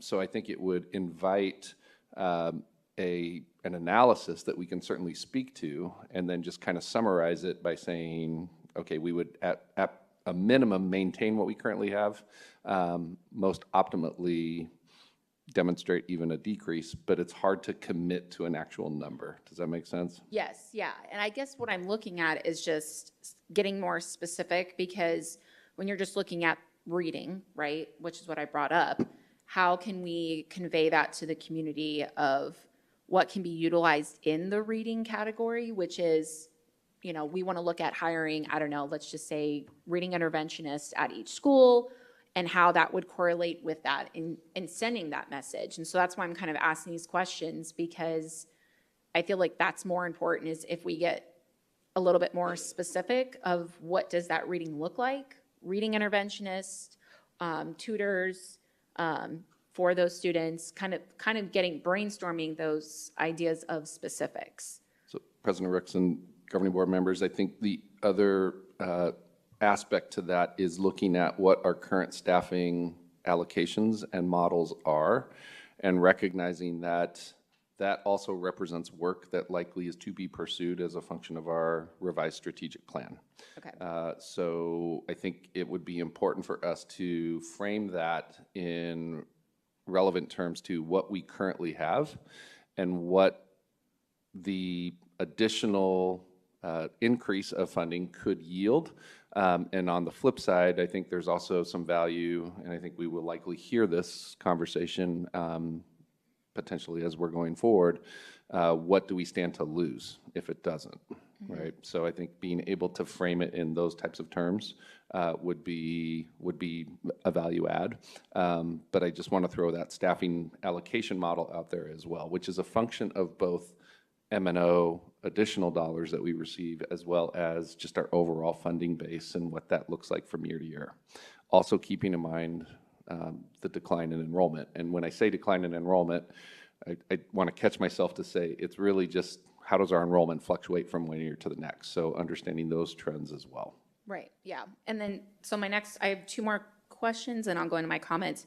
The slide number 12, we have on there safety, we asked for that, and special ed. So what safety examples could be utilized if it was passed? Like what would we convey to the community if it was safety and then special ed positions? I don't know if anybody would be able to answer that or not. President Rooks, governing board members, I think we would be within both of those items talking about it from a staffing model. Again, looking at what we currently have and what some of those additional needs are, as well as resources that could be invested in terms of materials, resources that go beyond just what personnel might involve. So just as an example, we could contemplate projects, whether, I know we've talked at different times about fencing or other ways to keep our campuses safe. Now there's different decision points that we would have to make in that, so there's flexibility that we would have.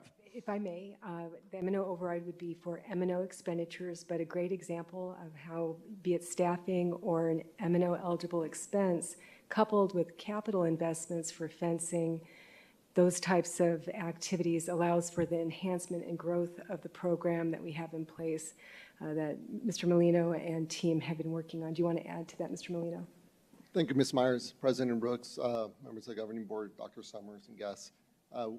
Some of the ideas that we would work towards in regards to increasing the safety posture, that we would be able to use the M&O funds through an override, increasing the count of high school campus security at the high schools, so that we would be increasing that count either depending by the square footage of the campus or by the student enrollment, and then creating a similar position, whether it's an elementary campus security positions or elementary campus monitors. We've looked at both models and job descriptions, and we would be adding, or the intent would be to add those type of positions to the schools. Okay. Thank you, Ms. Myers, and thank you, Mr. Molino, for explaining. And that's what I'm kind of talking about is, I think what we've seen before, I talked about this at the last meeting, the community's frustration of what's been going on has just really kind of roadblocked them from wanting to support, and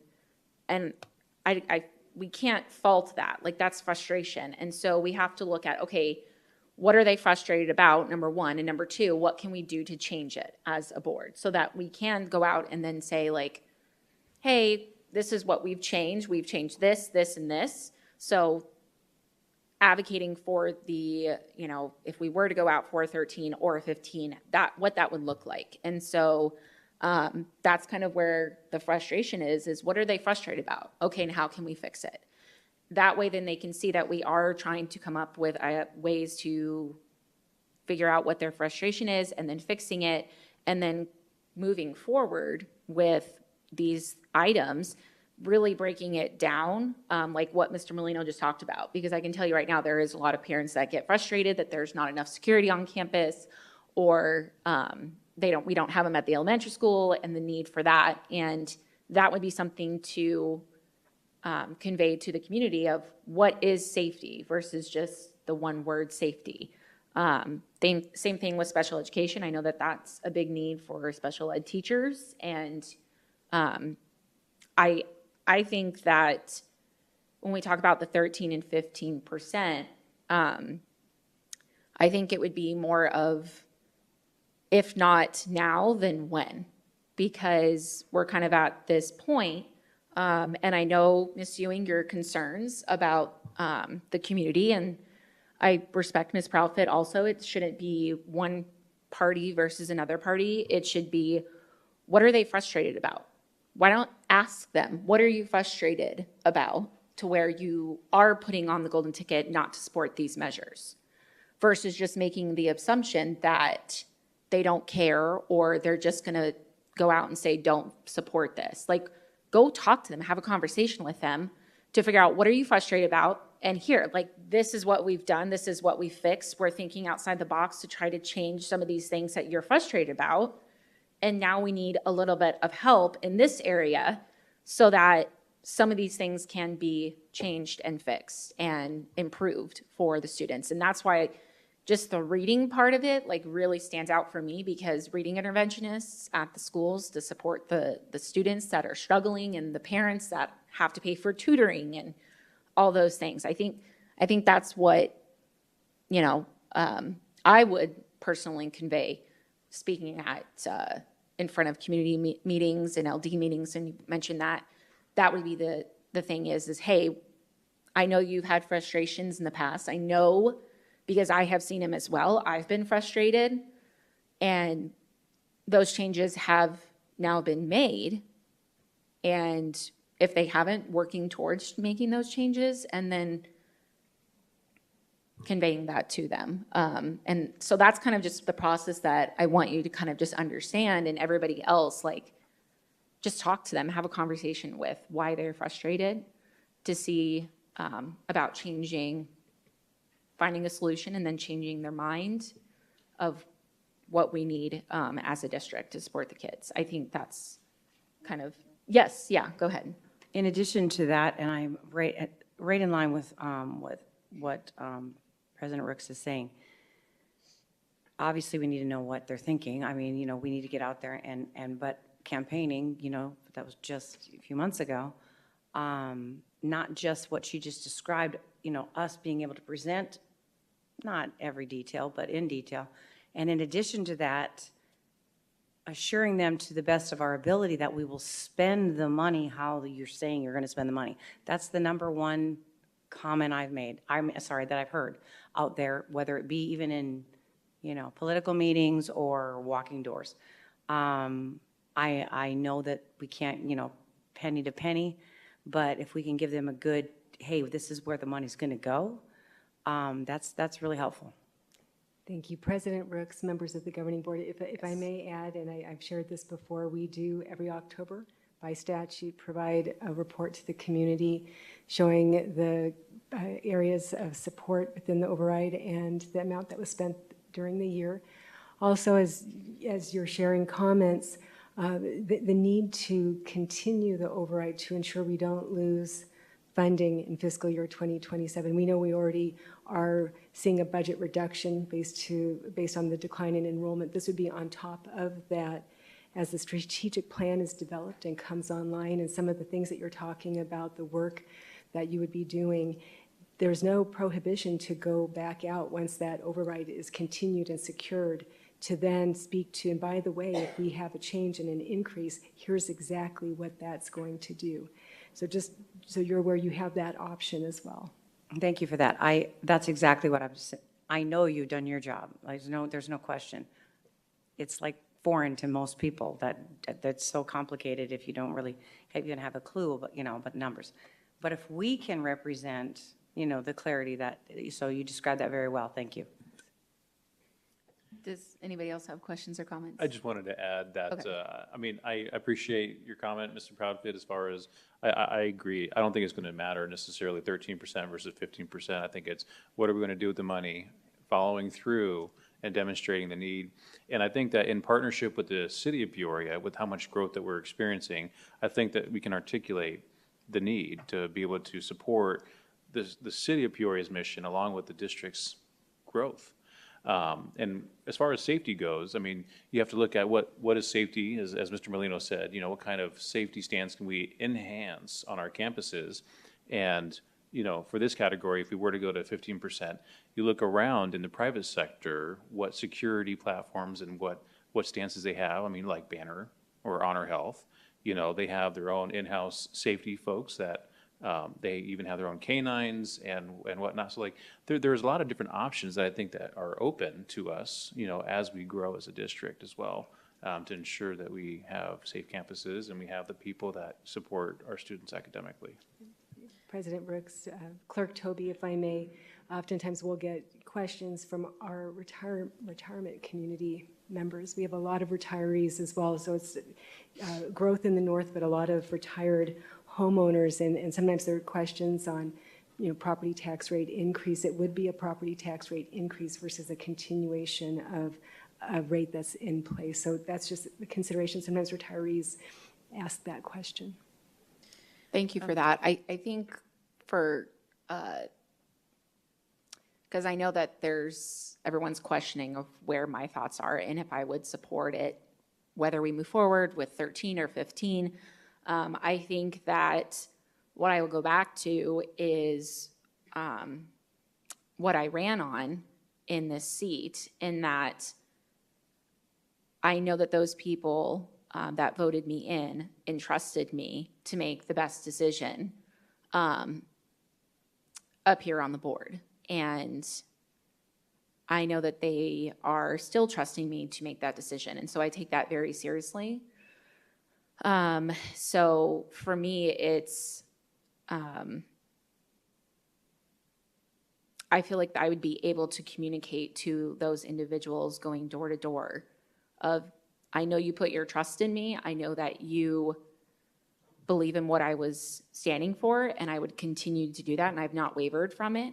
And this is something that I would take on the responsibility as myself in ensuring that that trust is going to be committed through the whole thing. And so I just want to make sure that that is said, because I know that that's been brought up with me.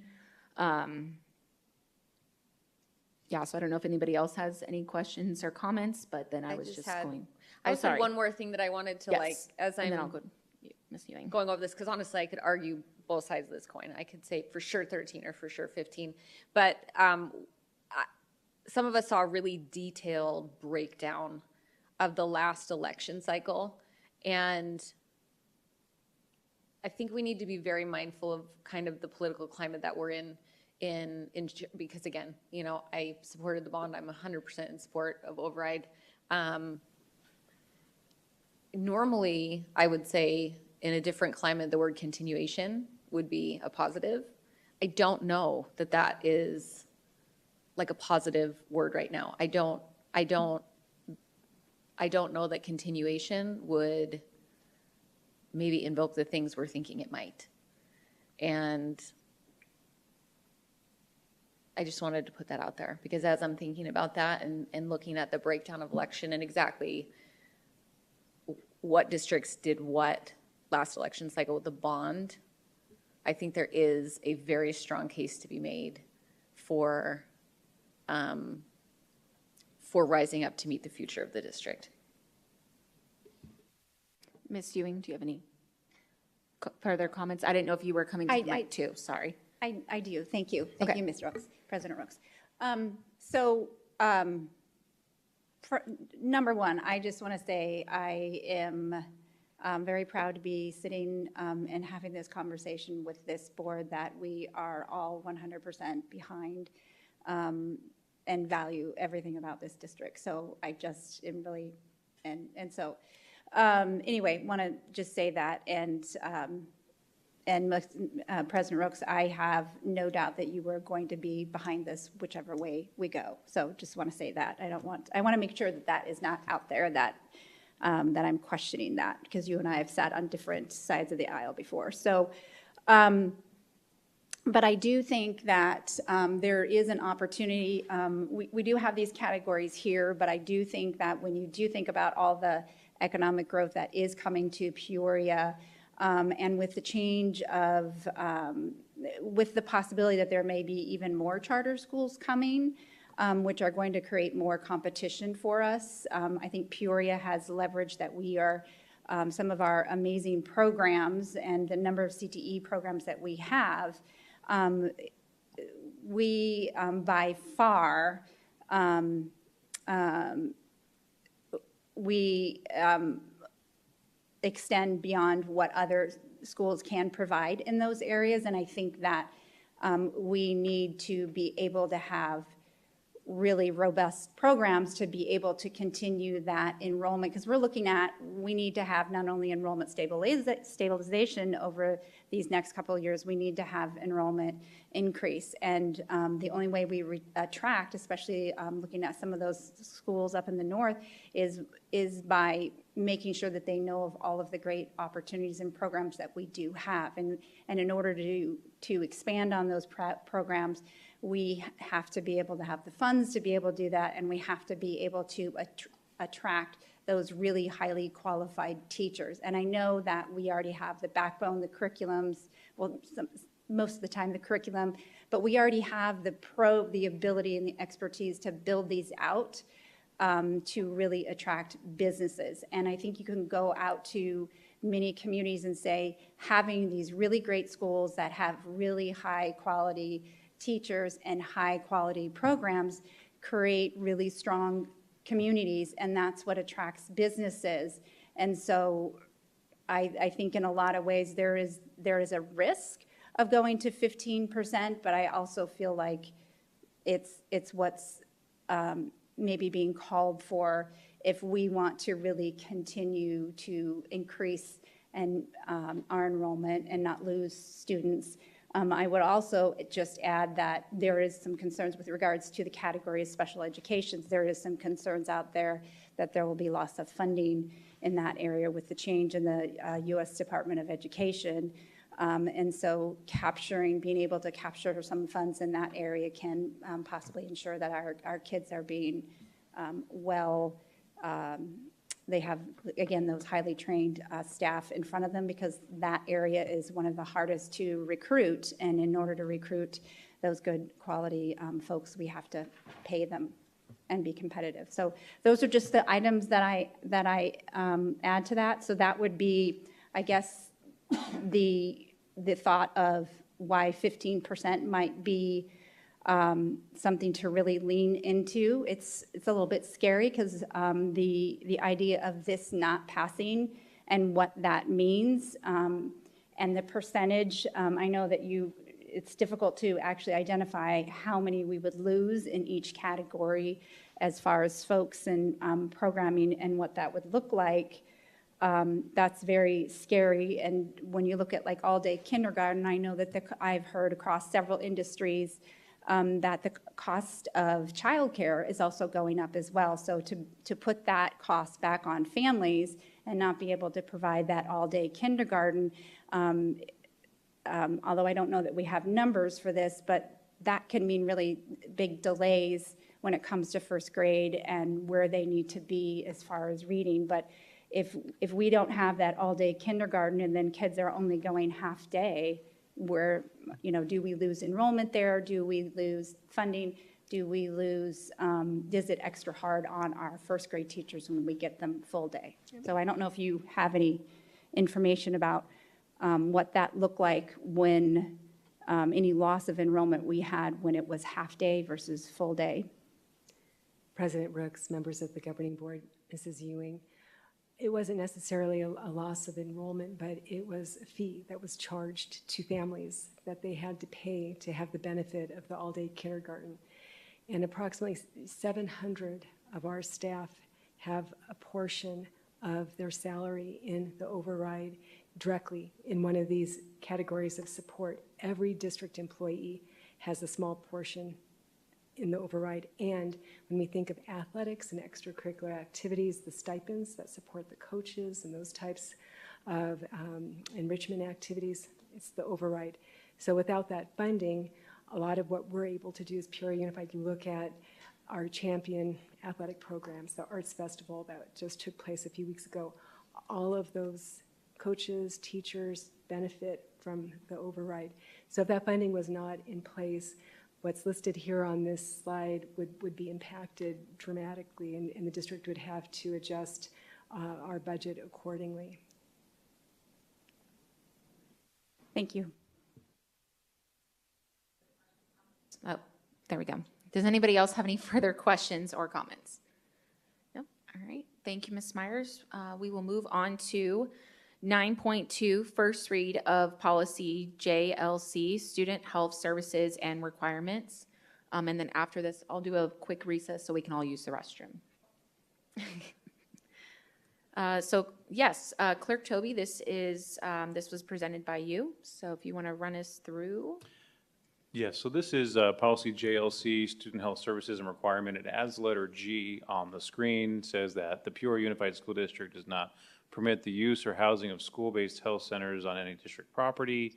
It does have a caveat carve-out where it says it does not prohibit the temporary private rental use of a medical or health clinic, and also that school-based health centers are defined as providing comprehensive primary or secondary levels of care to students during school hours above and beyond that of the duties of a school nurse. I'm not sure if it said that it was, I believe this was also vetted by board council, as well as some members of staff. And this is essentially saying that keeping the main thing. We are an education provider.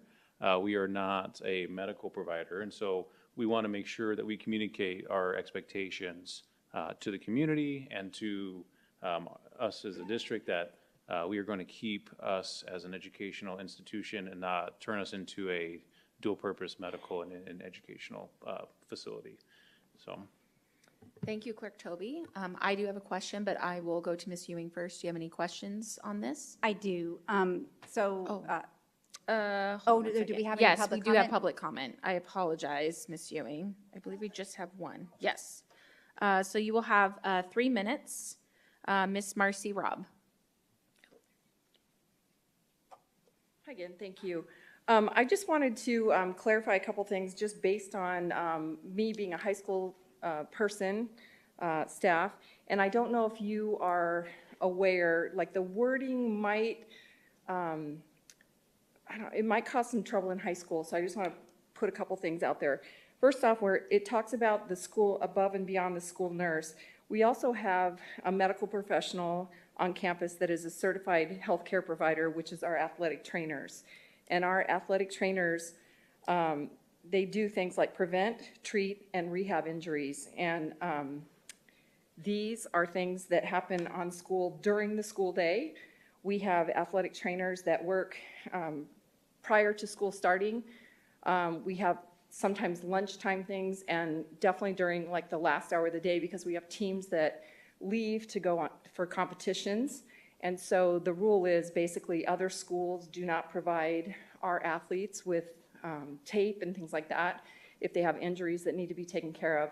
So those do happen during the school day. So that wording is a little questionable for high school. I just want you to think about that. The other thing is we have competitions, tournaments, and things during the day on our campuses where we do provide medical care. And then I did give Mr. Toby, it's according to azleg.gov, it's 15.341, 24B. And you can, if you want to share that. I'm not sure exactly how it all applies, but there's a portion in there that talks about AIA and having someone on your campus being able to provide the concussion protocol. I talked to our school nurse. She is not able to do that. It can only be done by someone who's trained for that, which is our athletic trainers. So they are the only ones on campus that can do that. So I just want to make you aware of that. So that is something that does take place. I did also talk to Mr. Ernster, who is our district athletic director. We also have 14 athletic trainers. We have student trainers. Part of what they do, we offer low-cost athletic physicals for our kids. It's a fundraiser for those programs, and it also allows our kids to get those, because sometimes they're up to $200 to do that. The doctors donate their time. We also have blood drives on schools, which coincide with HOSA, which is part of our CTE program, and part of the CTE program is to do work-based learning. And so that work-based learning is where students have to organize and go through that whole protocol. So I just want you to think about the wording that you're using. Be careful that we don't take out any of those programs or make it harder for them to do their jobs that would limit our students. Thank you. Thank you for public comment. President Rooks, if I may. Yes. So I thank you for that comment. I know we talked before the meeting, and thank you for providing this copy. I did have a conversation with Mr. Nuttall ahead of time regarding this policy.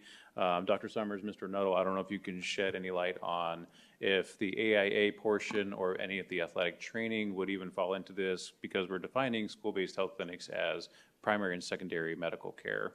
If you would, please. Mr. Toby, President Rooks, thank you for the question. Part of our athletic training component, as we've talked a little bit before, all of our athletic trainers have to be supervised by a medical doctor. We have those agreements in place. So in that particular case, I think to the community member, Ms. Rob's comment, I think it might be worth some consideration in a second read, perhaps just to provide some clarity, maybe along the lines of something that it's not to interrupt our current existing programs that we have, just to provide some clarity. But the intent of the school-based health centers is primary care, so that would not fall in that component. All right, thank you. Dr. Summers, do you have anything to add? Nothing further. Thank you. Mrs. Ewing, do you have any questions? Yes. So process is, I've requested this before, that whenever we have a policy that comes up, if it's been reviewed by legal or if it's been reviewed by maybe somebody else, the other staff, if that can be noted on here as we're reading this, so then we can at least have some understanding if this has been passed through cabinet and that we understand the full impact. I would also, so that's just process. And then the second piece is, and this is again just kind of process, if a board member is provided with some information from a community member that what happens is, Mr. Toby, you were provided all of that information. You got information from the staff that none of us ahead of time had information about. And so just, I think we need to be cognizant of how we continue to share and make sure that all board members have the same information prior to coming in here. So I'd love to have that shared to all of the board members on that specific information you got. And I realize we got Mr. Nuttall's response back on that, but any other feedback you received, if that can be made aware to the rest of the board, that helps us to inform our questions and decisions without having to ask those same questions.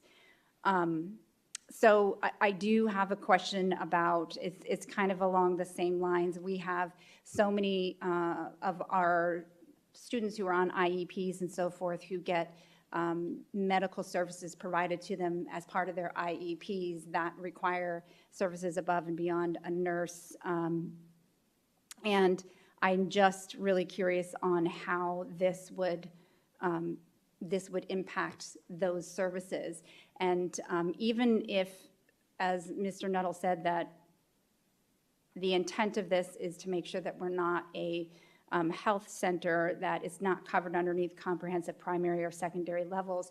If I were a parent and I was reading this and I had a kid who had a chronic illness, I might think that we're not providing those services. And so our policies not only have to be written for to meet certainly legal requirements, but they need to be written so that other community members can read it and can fully understand it and understand how we apply it. So if there are certain services that we already provide that this does not cover, or it's an exception to it, it needs to be put there in the policy, in the language, so that I know if I have a kid who's diabetic that they can continue to be treated, or if I have a kid on an IEP who has a feeding tube that needs to be that needs to be adjusted and dealt with, or any of our kids over at the Sunflower. I read this and thought, oh my gosh, does this mean our whole medical team for the Sunflower kids is going away? So even if we have Mrs. Siegel in here saying, no, that's not what it means, it needs to be put in language so that our community members can see that that's what it is. Because right now I read this as we don't provide anything above and beyond what they can get in the nurse's office. So that's kind of my, and I guess if I go even further, is what is the real purpose of putting together and adding these additions to the policy if there's no change in a law? And what are we really trying to prevent? And what is the motivation behind that? Because there is a piece to think, oh, well, we might have to close a school, and that a lot of other districts do often bring in some health center, mental health organizations in there to help offset the cost, because that's what the community is demanding.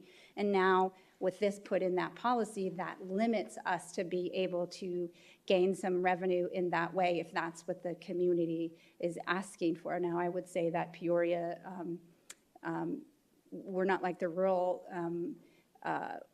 districts where that might be more of an issue, but we're still limiting ourselves on how we can capture revenue in any of those spaces that we may be looking at repurposing. So I'm just kind of, I'd like to have more clarity on what is the purpose, and I really would like to have some language added to make sure that we can still provide services to our medically most fragile students to make sure that they can continue to learn. So, if I may, Clerk Toby, real quick, just to, I remember the process too in the beginning, getting on the board with information that was shared with one board member would be shared with all board members. It was always the Dr. Reynolds, the previous superintendent, that would send that communication out. So Summers, if that's possible for any future things that's shared with one board member, have it just emailed to all board members, because that was the way that they did it before. If that's okay, I just wanted to make sure I reached that with Ms. Ewing. President Rooks, governing board members, yes, Okay. we can make sure that occurs. Great, thank you. And then second, I'm just reading the top of the policy, and it just says the superintendent shall establish procedures for the student health services program in the district. So I would think that would fall under what your concerns are with students with IEPs, which we're required to provide those services. So that would go over in that area. And with a student with diabetes, it does say beyond the duties of a school nurse. So school nurses already have that in place with diabetic medication in the front office. Medications, it has their number A, administration for medications and prescription medications. So like I see kind of some of that language in there. And then, so I don't know if that answers your question. And just for me, for the point of what is the purpose of this, I think my perspective of reading through this, the purpose is our our schools are for educating students and not for health centers, the ones that you've been seeing in California and Seattle and Colorado, where they're having actual medical centers on school campuses.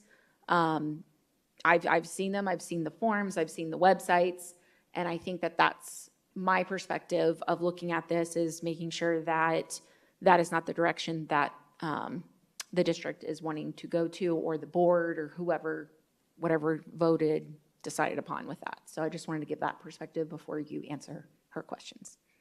Thank you, President Brooks. Just to address a couple of things. So Ms. Robb and I had a conversation outside. She just handed me this. I'd be happy to share you a copy of this. It wasn't any intention on keeping anything from the board, but I'd be happy to share this with you. But like I said, we just talked about this outside before we convened the meeting. But to that point, the definition, we're talking about school-based health centers. So I agree, and I appreciate the desire to have added clarity in there, and I'm totally on board with that. Because when we're talking about AAA, we're talking about concussions or sports treatments and things of that nature, or our Sunflower program. Obviously, we don't want to touch any of those issues, but we do also want to communicate that the school-based health centers, as we see a couple of districts here in the Valley, they've just gone under contract. I mean, literally, a parent can sign a consent form, and their student is in the driver's seat of their medical decisions throughout the rest of the year. Like, this is something that we want to stay away from. Again, keeping the main thing about education. So that's why, and the actual, beyond the duties of a school nurse, that whole definition was actually pulled from a contract that for a school-based health center. So there is a reason why it was worded the way it was, but like, to your point, I would be happy to consider adding that clarifying language in there. But as far as the purpose or the reasoning behind, I think that there is a method to the madness here as far as why I'm bringing some of these policies. We're talking about M&O, we're talking about bonds in the future, we're talking about all these things that will, hopefully make Peoria stronger, greater, and more focused on educational excellence. We were all voted on certain issues because of these problems that we're seeing in other districts. And so this is us publicly demonstrating our commitment to licensure for professionals. We're committed to not having school-based health centers. We're committed to all these different things to show that we're going to do our part to hopefully get that buy-in as well. And that's part of the reason. Obviously, protecting students is at the crux of all of these. But I do think it communicates a stance of value to the community, so that way we can accomplish some of these other keystone steps that we ultimately want to take. I hope that answers. I know you asked a couple different questions here, but let me know if I missed something. All right. Ms. Bowles, do you have any questions? I'll come right back to you. Let me just make sure there's none down here. Thank you, Clerk Toby, for bringing this forward. And as a mom of a college football player and many concussions along the way, I'm so grateful for our athletic trainers, and I think I have their personal cell numbers still. So they're very valuable, and I appreciate the brains around the table, so to speak, and the different angles that people bring every, from on the dais to in the podium. But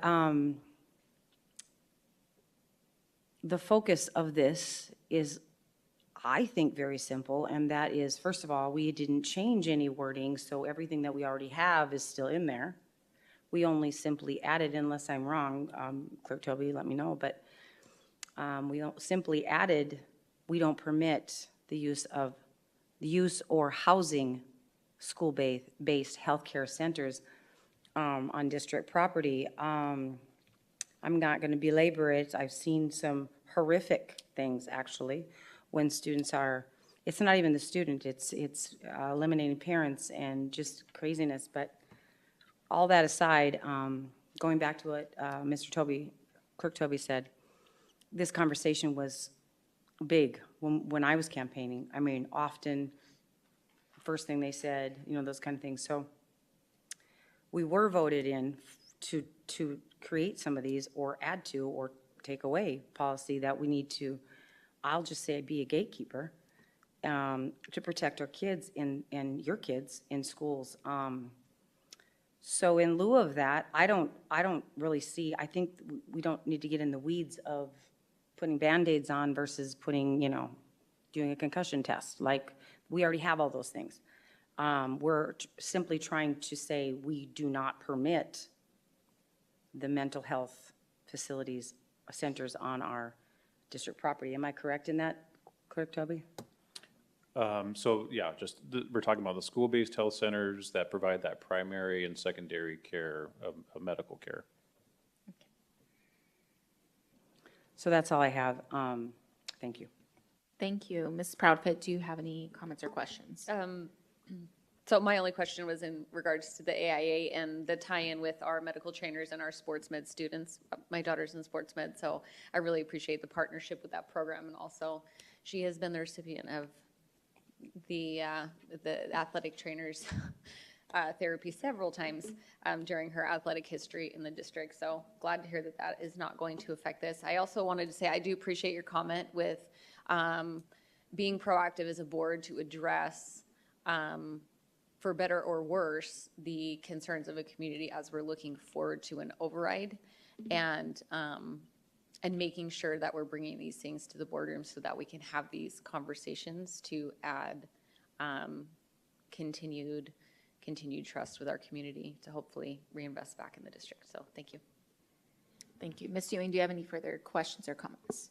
I didn't ask, I don't know if this goes to you or if this goes to Mr. Nuttall, or how would this affect our Family Resource Center, or does it, how would this affect the contract that we currently have with Southwest Behavioral Health? Because I do believe they rent some space.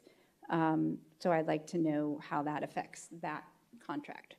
Just so you see the second line underneath G, it says does not prohibit the temporary private rental use of a medical or health clinic. So I believe that's to the Southwest Behavioral Health. Okay.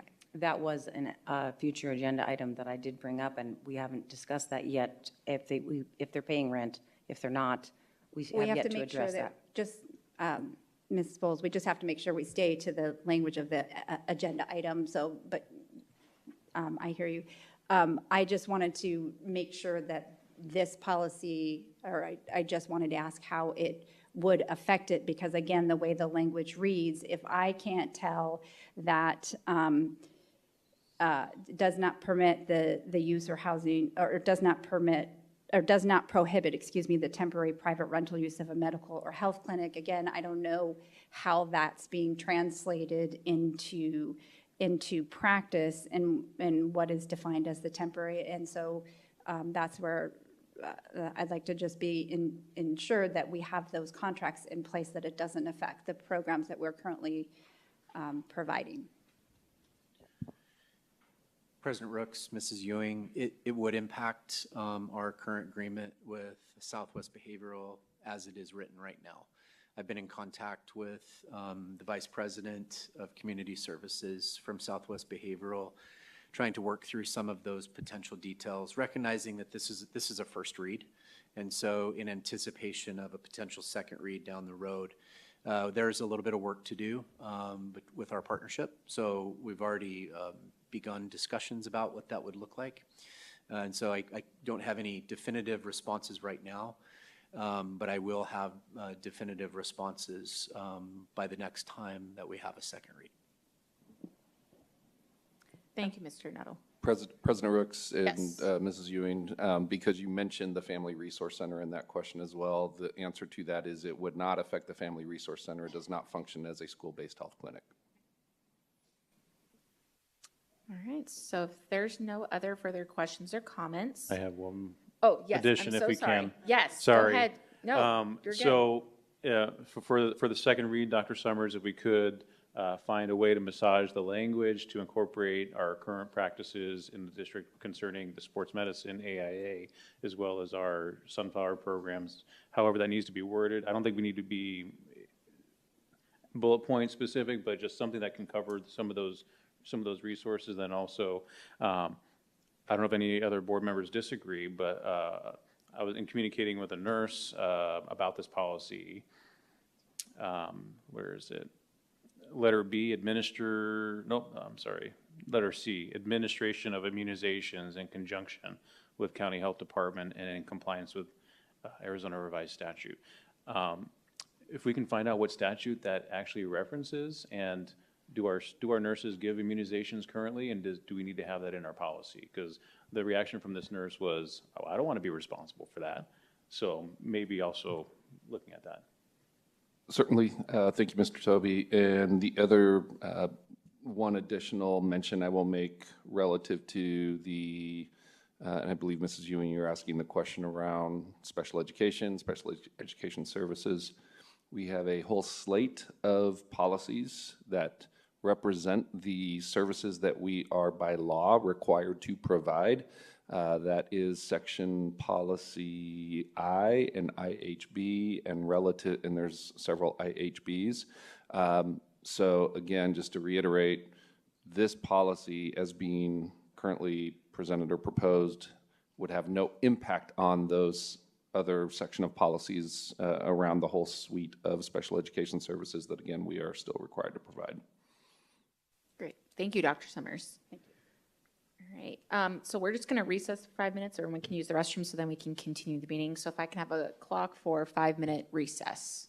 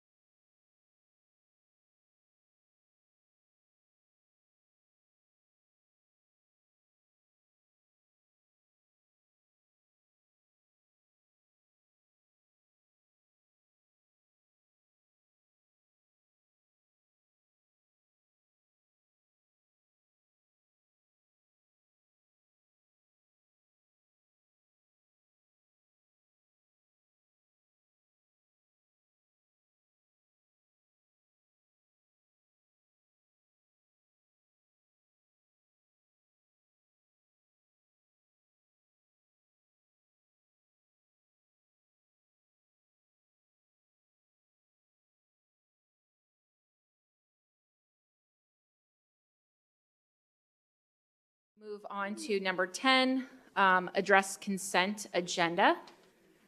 10.1, address consent agenda and consider approval or recommend changes. Does anybody have any changes? No? All right. So I will motion to approve the consent agenda as presented. I will second. So we have a motion made by myself and a second made by Clerk Toby.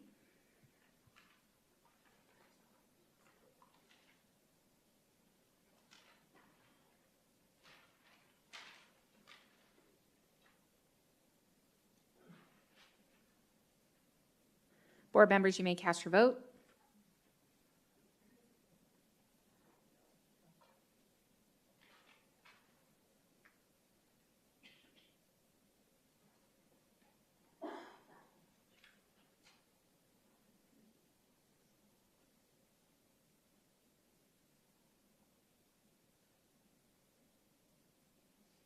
Motion passes with 5 yeas. Thank you. Moving on now to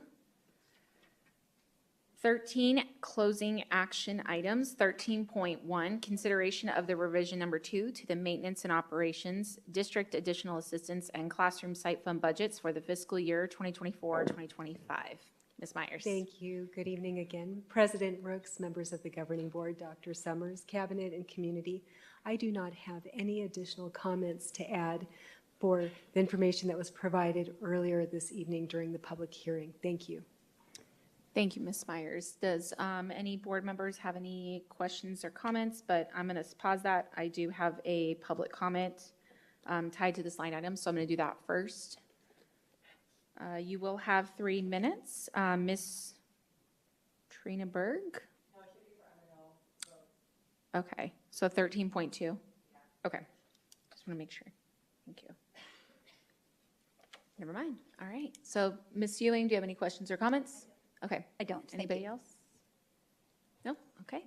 I will motion to approve the revisions to the fiscal year 2024-2025 expenditure budget, including the maintenance and operations, district additional assistance, and classroom site fund budgets as presented. I will second.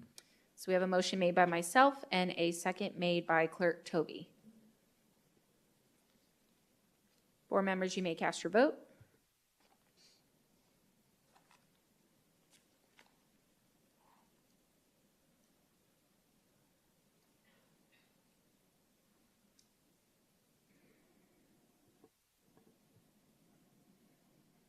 Motion passes with 5 yeas. Moving on to 13.2, consideration and possible adoption of a resolution ordering all matters necessary for a maintenance and operation budget override election to be held on November 4th, 2025. If this resolution is so adopted, the deadline for submitting arguments with respect to it is August 8th, 2025 at 5 p.m. We do have public comment tied to this line item, so I will do that one first. Ms. Myers. Ms. Trina Berg. Good evening again, President Rooks, members of the board, Dr. Summers, Cabinet. I wanted to speak again to this agenda item or this topic. I know we said it before, but this needs to be a 5-0 vote for the board. Whichever way you decide to go, it needs to be a 5-0 vote. And I'm going to ask that if you are not able to, like with your whole chest, go in front of, stand in front of everybody and say, this is what we need, then don't say you want to support a 15% if you don't really, truly want to go up and stand up in front of people and say that. If you don't want to go out there and like, with your whole body, with your whole heart, say this and campaign for it, then don't, because what it looks like then is a false sense of support. And that's not what our staff needs, and that's not what our district needs. And I feel the same way for the 13%, honestly. Like if you are not willing to go out there and walk with us and be with us and campaign for this, because this is something that we campaign for. We walk, we talk to people, like we want this very much. If that's not going to be you, then please don't give us a false sense of support. I want your support, and we want your support, and we need your support, and this really does need to be a 5-0 vote. The other thing is we'd love to have your help with education to the community.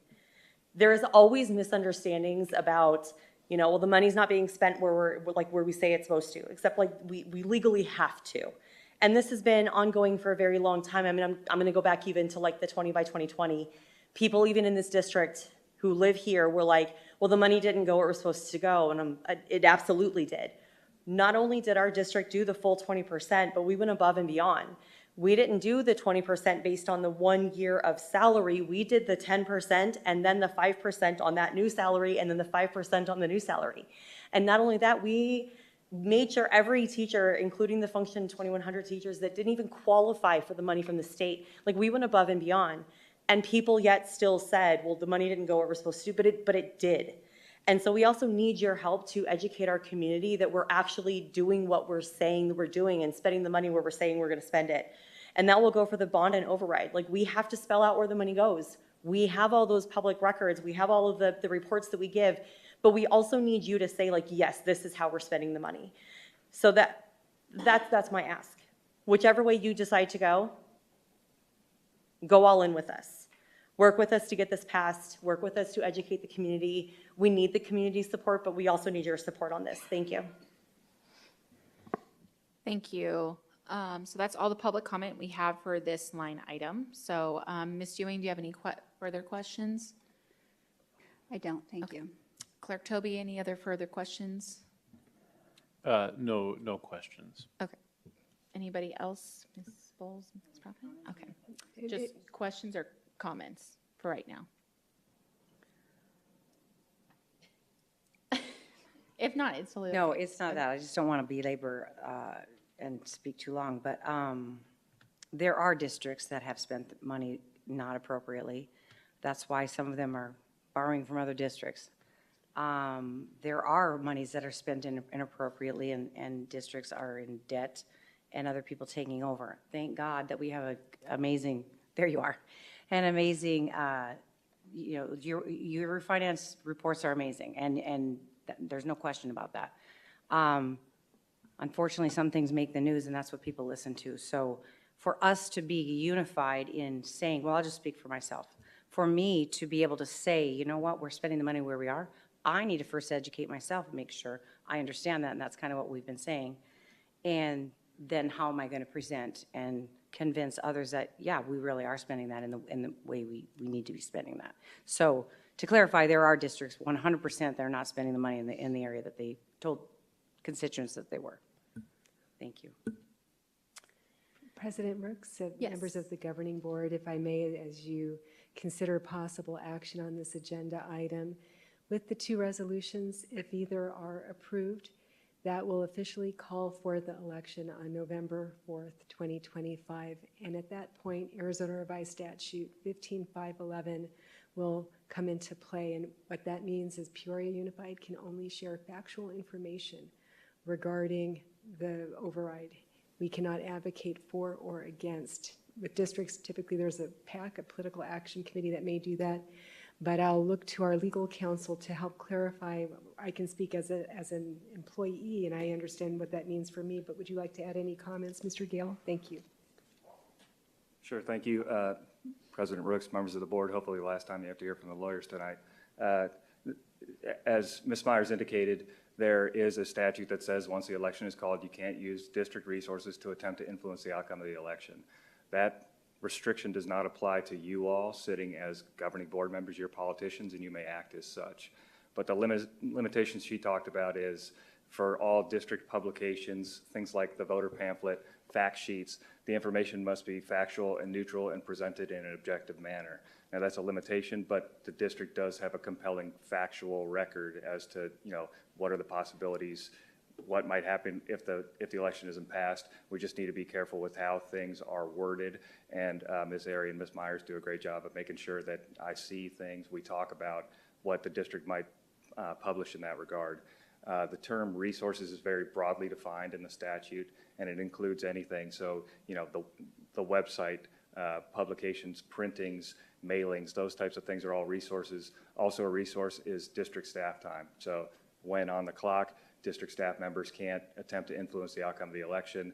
When district staff members are off the clock, they have their First Amendment rights. They can do what they want with respect to the election. So, we talk about this with staff frequently throughout the election process. There's touch points throughout the process to make sure that we're all on the same page with respect to that. But just thought it would be useful to have a 30,000-foot overview. Glad to discuss further if you'd like. Thank you. Thank you for that information. I appreciate that. President Rooks, I do have a question. Okay. Just for further clarification, and I just want to make sure that, I think I know the answer to this, but I think it'd be good for community and board to hear this. You mentioned that we are elected officials, so we have a little bit more freedom than like employees do. But how does that apply to when we're sitting up here at the dais? So as far as that. That's an excellent question, and I would defer to your district council to advise you as it relates to those matters. I hate to say it, I'm just a dumb bond lawyer, so I'm expert in my field, but as it relates to that type of question, I would defer to your council. Okay, great, thank you. Clerk Toby, did you have anything to add? Oh. Ms. Bowles? I do. I have a question, kind of a scenario, and I just want an answer if you can give me one. You mentioned on the clock, an employee on the clock or off the clock. I understand that, but I'm going to give you a scenario, and you tell me if this is something that, as a district, we can do or not. You're on the clock. You work till 4 o'clock. Point of order.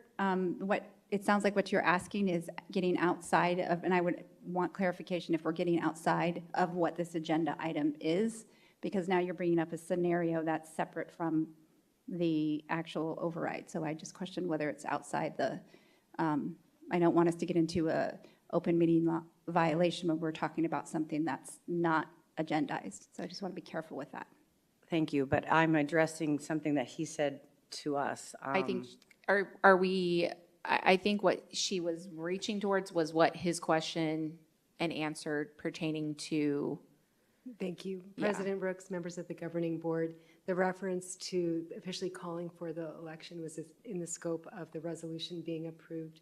Mr. Gales provided some context with that. I would caution the board, we're outside of the discussion item now where we have the 2 resolutions, and perhaps questions that you may have can be directed to the board's legal counsel, or we can certainly follow up with Mr. Gales with a specific question and provide that answer in a Friday report. Again, I'm simply just going to ask, in addition to what he's just shared, off the clock, on the clock, and having to do with voting. Is that not okay to do? I would say, to get clarity. Yeah. On that, that's what I'm asking. I would say that it would have to be, I think we would need to ask our legal counsel that question, the board counsel. Or maybe you can just expound on off the clock, on the clock as an employee in the district. President Brooks, members of the board, my suggestion would be in line with Ms. Myers, where if there's specific scenarios you'd like to cover, I think, presenting a list to Ms. Myers and then we could talk about it outside of the meeting would probably be the preferred course. Okay. Yeah, we just have to stick to the resolution of maintenance and override. That's the agenda item with open meeting law. So, yeah. Thank you, Ms. Ewing, for that. So if there's no other further question or comments, I would like to put a motion on the floor. I would like to motion to adopt a resolution ordering all matters necessary for a maintenance and operation budget override election of 15% to be held on November 4th, 2025. And if this the deadline for submitting arguments with respect to it is August 8th, 2025 at 5 p.m. I will second. So I have a motion made by myself and a second made by Mrs. Proudfit.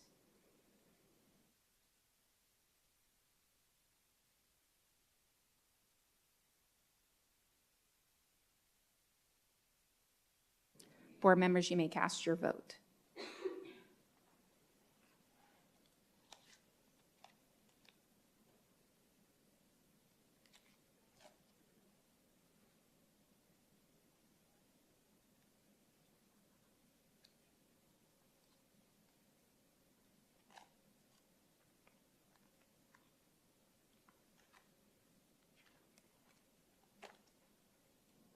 Motion passes with 5 yeas. Thank you, board members. Moving on to 13.3, fiscal year 2026 budget development and compensation recommendations. Ms. Myers. Thank you very much. Good evening again, President Brooks, members of the Governing Board, Dr. Summers, Cabinet, and community. As Terry's pulling up the presentation, I'll share that tonight we'll be presenting final updates regarding our compensation recommendations and the fiscal year 2026 budget development. Tonight's presentation is a continuation of information that was shared at the last board meeting on March 13th and will include recommendations related to base compensation increases, classroom site fund compensation, salary schedules, and related recommendations. This is the fourth budget and finance presentation since January 9th. Tonight, administration will share compensation recommendations for fiscal year 2026 that can be approved later in the meeting. Each year, when the district develops the budget, there is input from a budget team that's comprised of 30 employees and varying employee stakeholders throughout the district and different types of employees, administrators, classroom teachers, related service providers as an example. The budget team has met 4 times this year. And on this slide, here's the list of the participants: certified teachers, certified classified, and administrative staff. Mrs. Vesley and I have facilitated the team in recent years, and administration would like to thank all of the members who have participated in the budget process this spring and related compensation recommendations. And we do have a couple of our members in the audience tonight. Thank you, Devin and Trina. M&O funding is based on current year enrollment, and capital funding is based on prior year enrollment. On this slide, you will see a summary of the projected M&O and capital funding for this year, fiscal year 2025, and next year, fiscal year 2026. And I've shared this before, but just to help orient us as we make final compensation recommendations, our budget for this year was based initially on a decline of 350 students, and now we have 1,000. We just had that decline represented in the revised budget that was approved just a few minutes ago. And overall, the impact for fiscal year 2025 was to reduce what was initially projected to be $2.2 million of new funding to $640,000. And then for next year, there's an ongoing M&O impact, an ongoing reduction of an additional $1.5 million that we're projecting. And so I just orient us that we don't have any new revenue, and so what we've talked about in recent meetings is the need to look at an alternative solution for compensation. And so again, on February 27th, administration shared comprehensive information regarding the district's M&O and capital budget balance carry forwards, and we did a deep dive to look at those and the reason why they've grown in recent years. And in part it was due to the availability of ESSER federal grants and expenditures that normally may have been included in M&O and capital, those types of eligible purchases being in the grant, as well as the restoration of district additional assistance funding and one-time funding increases from the state of Arizona. The combined M&O and capital carry forward at June 30th, 2024 was $64.1 million, just to kind of take us back to that last meeting when we looked at this in a detailed way. So in recent meetings, we've also talked about funding mechanisms for budget development, and we've shared and talked about many districts in Maricopa County are experiencing declining enrollment. We're not unique here in Peoria Unified, but in order to balance the budget as we come forward with recommendations, we'll need to either reduce expenditures or use a one-time funding mechanism, and that's what we're doing this year. This slide summarizes what we've looked at past meetings, and is an illustrative example of one-time mechanisms that include utilizing M&O carry forward, and it would be approximately $6.4 million of our M&O carry forward to cover compensation, fixed and variable expense increases, and $6.7 million of the district's annual insurance contribution to the Valley Schools Employee Benefit Group, as well as moving instructional aid costs into Medicaid and public schools. So this is that illustrative example. It's a one-year mechanism. We know we'll have to look at expenditures and other opportunities in an ongoing way in years to come. So with that, Again, if we utilize the carry forward, we expect that our projected M&O carry forward at June 30th, 2025, which will be around $24 million, would drop to roughly $18 million the following year, using approximately $6.4 million of the carry forward. That's how we're supporting the recommendations that are being made tonight. And so with that, we'll look at the recommendations in detail. Just again, to summarize progress to date, where we've been with increases to the base for all employee groups, including the 20 by 2020 initiative a few years ago. We've had meaningful progress. In recent years, it's been tempered a bit. Last year, we had a 2% increase to the base. Also, in recent years, we've offered an additional percentage increase to eligible employees based on years of service to address compression. You're going to see a similar recommendation with Classroom Site Fund to address compression as well this evening. And so with that, the budget team and administration is recommending a 2% increase to the base for all employee groups for fiscal year 2026. The salary will be provided if the employee has been in their position for more than half the year.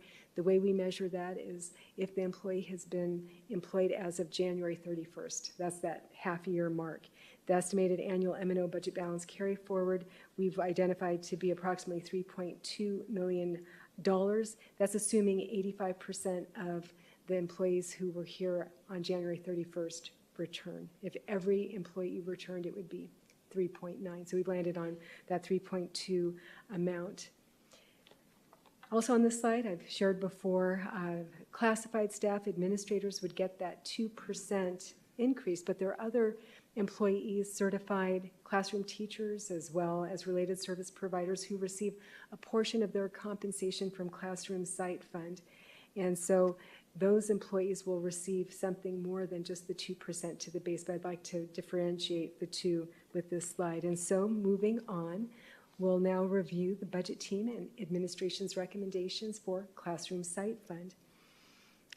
At a prior board meeting, we looked at the funding level we receive each year is based on enrollment for Classroom Site Fund. It's increased in recent years. And accordingly, the percentage increase to the portion of an eligible employee's compensation has also increased in recent years.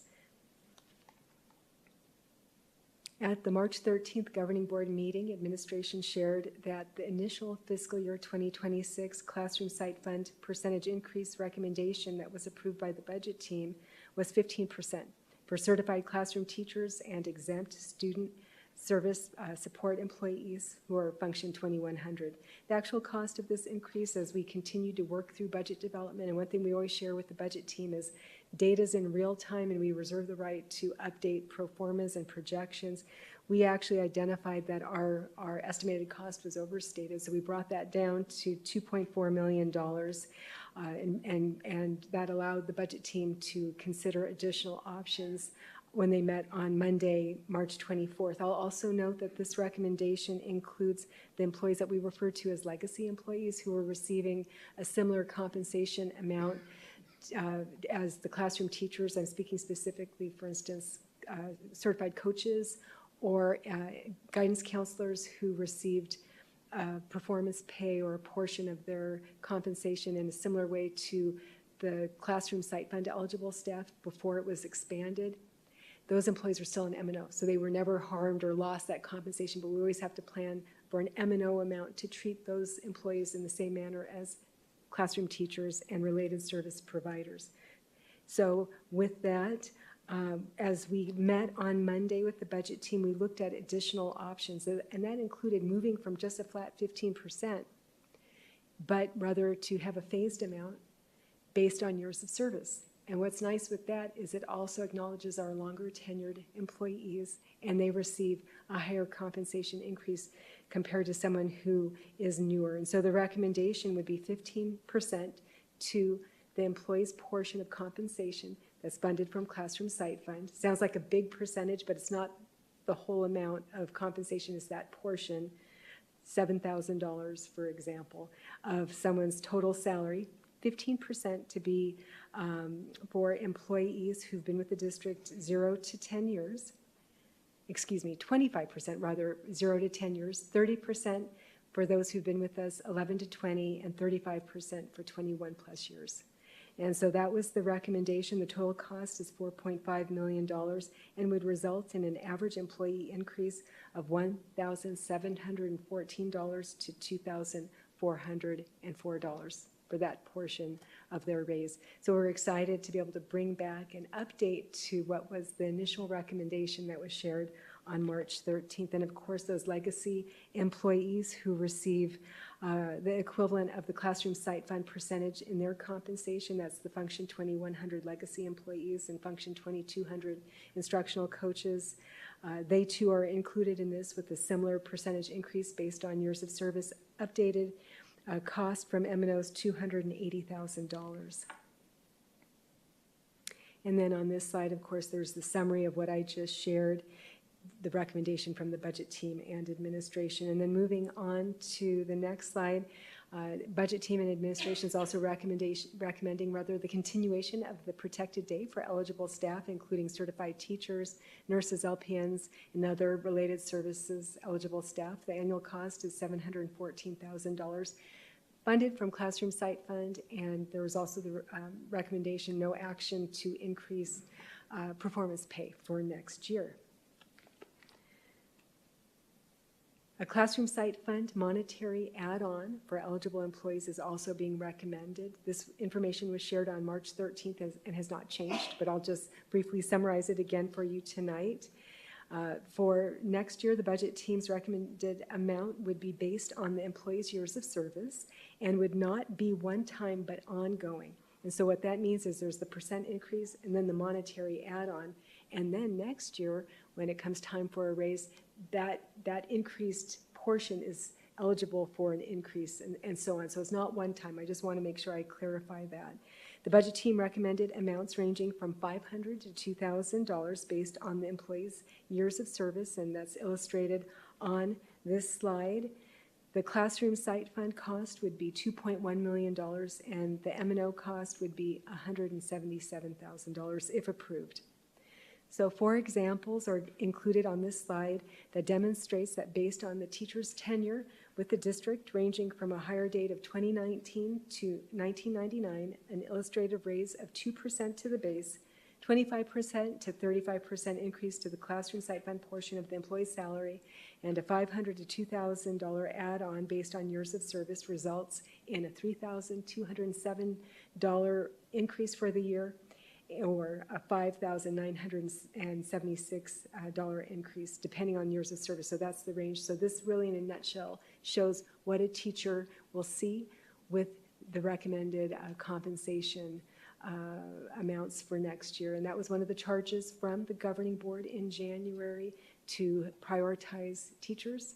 And the budget team and administration has done that, and you're seeing the result of those recommendations here in this slide.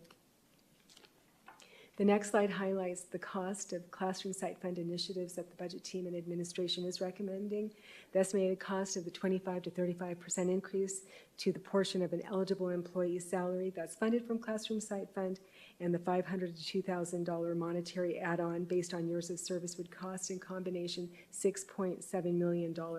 And we've looked at the carry forward and talked a little bit about how it's grown in recent years and the reason why. What we're now intentionally doing over the next several years is starting to draw down that carry forward. And so this increase of $6.7 million, you'll see, starts to do that. There's still some room for additional compensation incentives next year and thereafter, perhaps not at the same size as this year. We're kind of really increasing the dollar amount, but you can see over time it's going to come down. And that also recognizes some of the shifts in our enrollment. Again, Classroom Site Fund is based on enrollment prior year ADM. The budget team and administration is also recommending a $500 retention stipend for classified hourly staff who are employed this current fiscal year and who are eligible to receive a letter of reasonable assurance for fiscal year 2026. I shared previously the estimated cost is $780,000 from M&O budget balance carry forward. On Monday, the budget team met and recommended that the food service employees and the community preschool kids zone employees retention stipends should be funded from those programs' respective funds. National School Lunch Program, Fund 510, would fund the food service employees, and then Community Ed Fund would fund preschool kids zone, and that would result in $140,965 and $39,930 being paid respectively from both of those funds, reducing the impact on M&O. So we're recommending that as well as part of our agenda item tonight. We'll now transition to review initial salary schedule increase recommendations. We shared at the past board meeting that administration was recommending with the budget team that the certified placement schedule be increased to $52,000 as the initial placement for a certified teacher. And the increase would be funded from Classroom Site Fund, the majority of which would be covered from attrition, roughly $1,000 increase from Classroom Site Fund. Bus driver salaries were also a priority. The governing board was very clear with your direction to prioritize bus driver compensation, and the budget team and administration has done that. Here is the proposed new transportation placement schedule that was previously shared with the governing board, reflecting an increase to $24 an hour as the minimum hourly rate, starting rate for a bus driver transportation employee here in Peoria Unified. Administration and the budget team are also recommending a 2 to 5% increase for the initial placement schedules listed on this slide. The majority of these schedules were reviewed in detail on March 13th at the governing board meeting. The budget team and administration also on Monday reviewed the related services hourly summer rate, and it is recommended that the $40 rate be increased to $60 for summer work, including compensatory summer work, and with the $20 increase being funded from Classroom Site Fund. And so here on this final slide is a summary of all of the recommendations that I've covered this evening, the action that the budget team has taken over the 4 meetings that they've had to date, as well as administration. Recommending a 2% raise to the base for all employee groups, 25 to 35% increase to the Classroom Site Fund portion of eligible exempt staff salaries based on years of service, a $500 to $2,000 add-on to the Classroom Site Fund portion of salaries for eligible staff, no change to performance pay for fiscal year 2026, an increase to the bus driver placement schedule, $24 an hour minimum, increased certified placement schedule, $52,000 minimum, classified hourly retention stipend, $500 for qualifying staff, the continuation of the protected day for eligible staff, initial placement schedule increases ranging from 2 to 5%, and the related services summer hourly rate increase from 40 hours to $40 an hour rather, to $60 an hour for summer work. And with that, the governing board has the opportunity to consider and approve the compensation recommendations for fiscal year 2026 as presented this evening. This concludes the presentation. I'm available to answer your questions. Thank you. Thank you, Ms. Myers. I don't believe we have any public comments tied to this one. So Ms. Ewing, do you have any questions or comments? I think I'd like to, wait. I'd like to have my questions at the end after I've heard some of the newer board members go through with their questions. Okay. Clerk Toby, do you have any comments or questions? I'm trying to search for something real fast, so come back to me. Okay, goodness. Okay, Ms. Proudfit, do you have any questions or comments? I am ready. First of all, I want to say thank you to some of the members of the budgeting committee who are here. This is another very labor-intensive committee, and I know there's a lot of work done. I really appreciated the raise for the transportation department based off of the study session, and also I feel like you pulled a rabbit out of the hat a little bit with the direction with addressing the compression and honoring the experience of our teachers in being able to be, I think, creative and come up with a solution. So thank you so much. I just had one question about it was on slide 35. What brought on the $40 an hour to $60 an hour? That's a massive increase. So I just wanted to understand the thought behind that. Thank you. President Brooks, Mrs. Proudfit, members of the governing board, it was actually a result of a conversation at the last board meeting where there was an increase for master teachers for summer work, and there had been a question from our related service providers that they too do meaningful work during the summer and had asked for that to be evaluated. And I'll look to Dr. Hernandez and Mrs. Vesely to provide additional information. Thank you.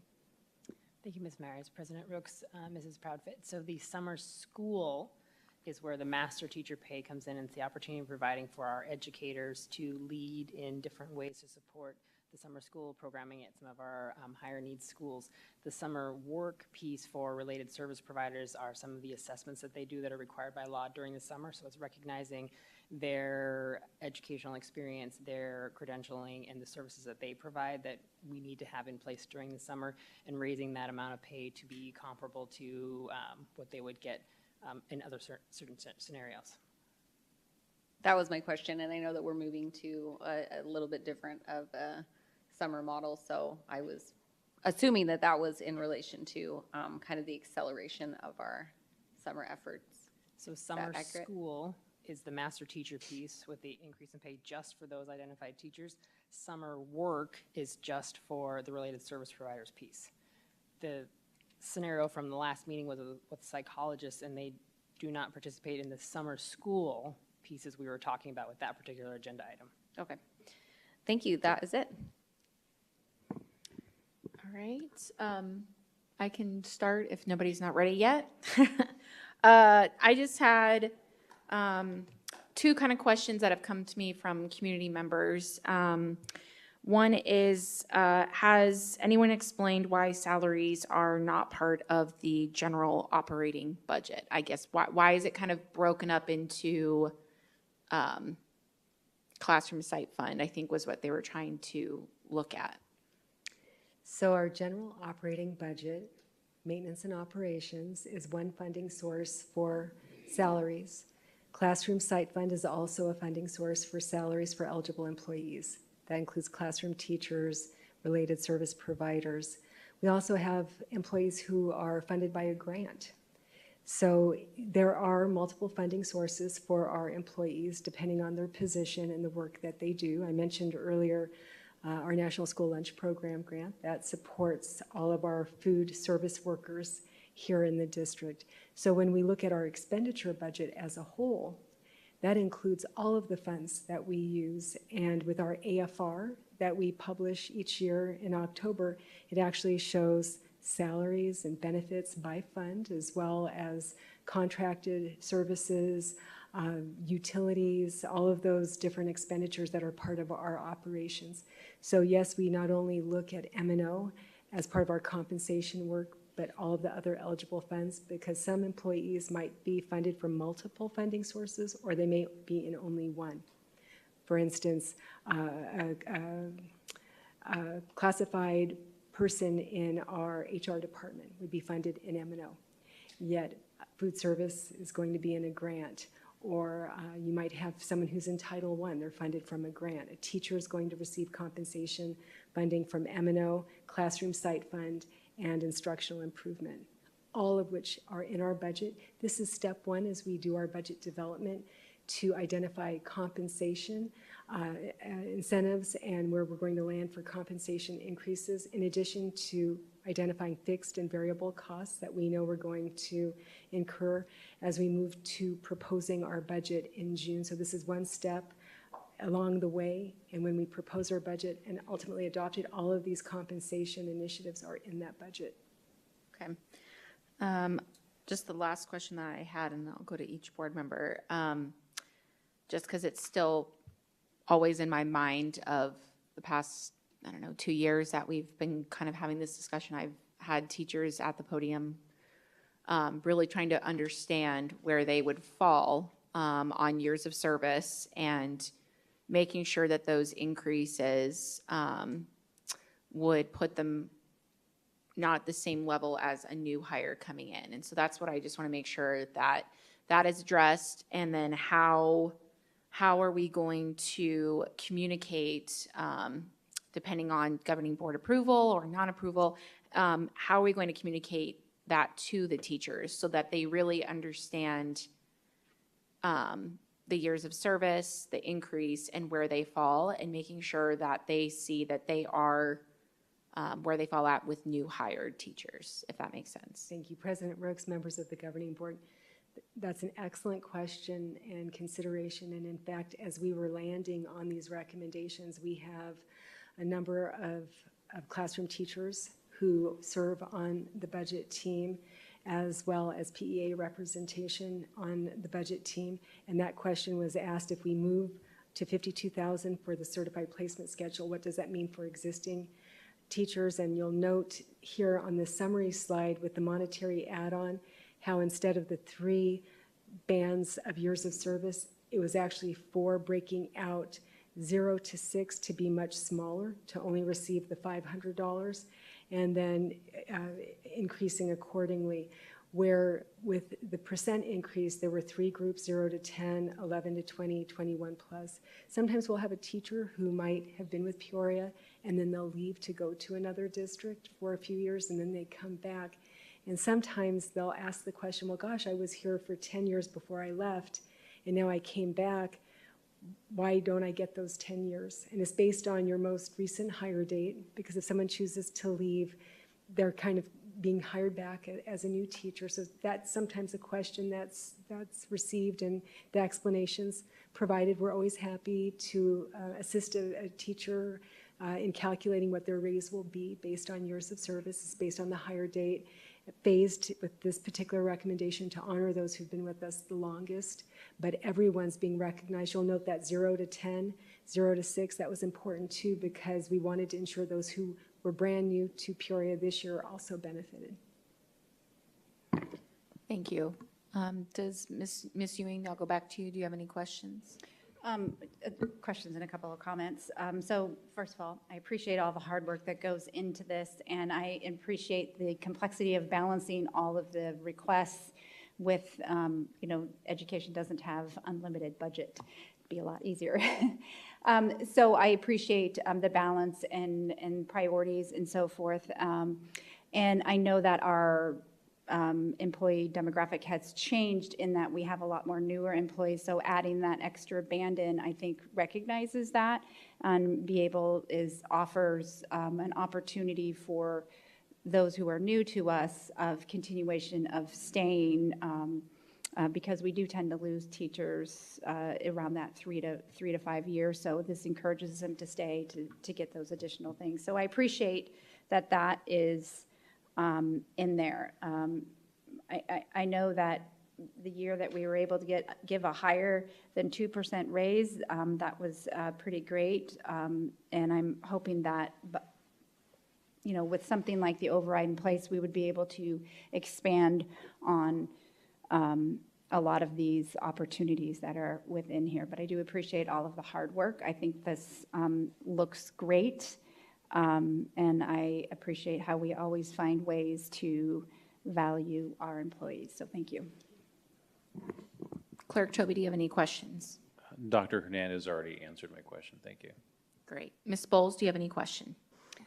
No, I from the questions that were already asked, and then you clarifying a few things, I don't have any questions, but thank you. This with a lot of balls in the air, to have to juggle money and, and I'm not even going to say that I understand all that, but every time I hear it, I'm like, wow, okay, that makes a little more sense now.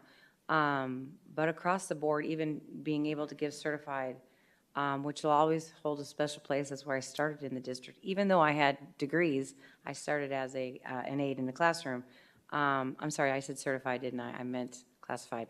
And you've touched on everything from, our veteran teachers to, of course, we always want to give more, right? But I feel like to transportation, to the food cafeteria, and I do have one question actually.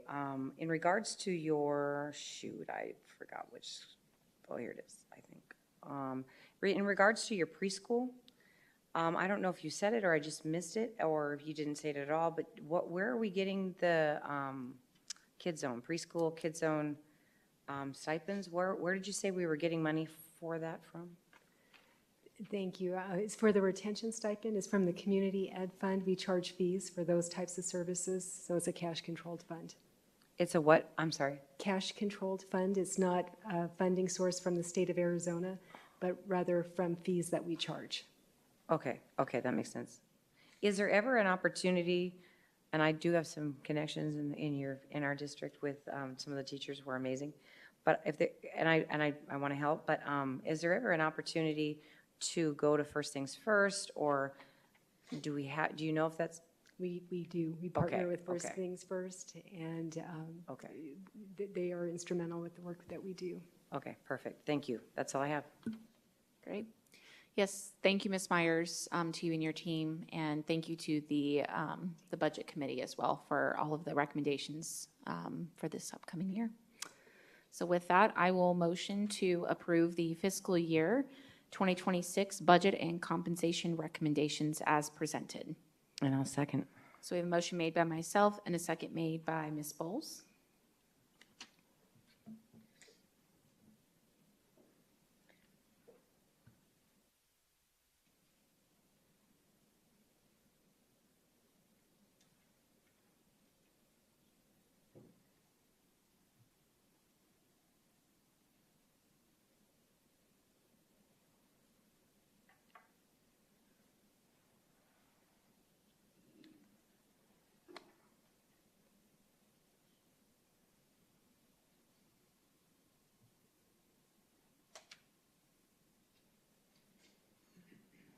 President Rooks, do we need to go through a voice vote on this one?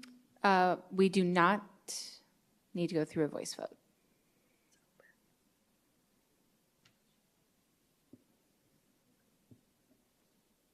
Online voting is open at this time. There's nothing that is popping up right now. Let me close and reopen then. Okay.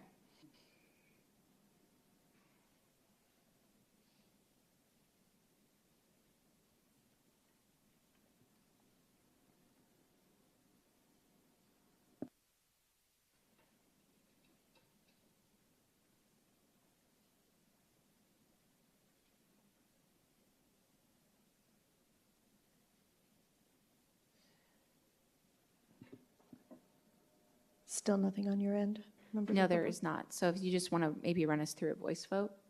President Rooks? Yes. Mrs. Ewing? Yes. Mrs. Proudfit? Yes. Ms. Bowles? Yes. Mr. Toby? Yes. Thank you. Motion passes with 5 yeas. Thank you, board members. Thank you, Ms. Myers. So moving on to 13.4, Peoria Unified Salary Schedules and Extra Duty / Special Assignment Salary Schedules for the 2025-2026 school year. Ms. Vesley. We do have public comment tied to this item, so once you're done, I will go to that. Well, thank you, President Rooks, members of the board. Tonight, we're bringing forward the salary schedules that Ms. Myers just mentioned in our previous agenda item.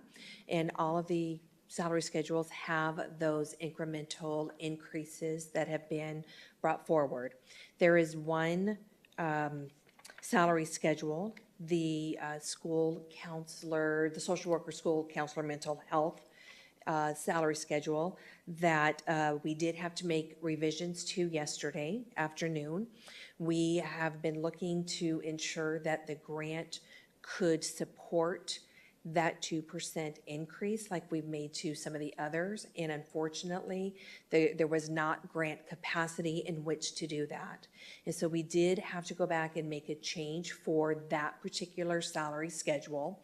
Our budget team, they were very aware that this might happen. And so when we discussed it Monday night with the budget team, the motion was pending grant availability that we would increase the school social worker mental health professional salary schedule, pending that availability of the funds. The funds are not there to support that increase for the initial salary schedule. So we're only talking about the initial salary schedule. If we could just pull that one up for just a minute. So what we did do on that one, we went yesterday, we made the changes. So the revisions that you see are this current year's initial salary schedule. All other salary schedules have those increases between a 2% and a 5% increase. If you go down to the mental health professional initial salary placement schedule, down one more and to the right, and up one, right there, thank you. So this is the current min and max for any of our social workers that may be wanting to come into our district next year.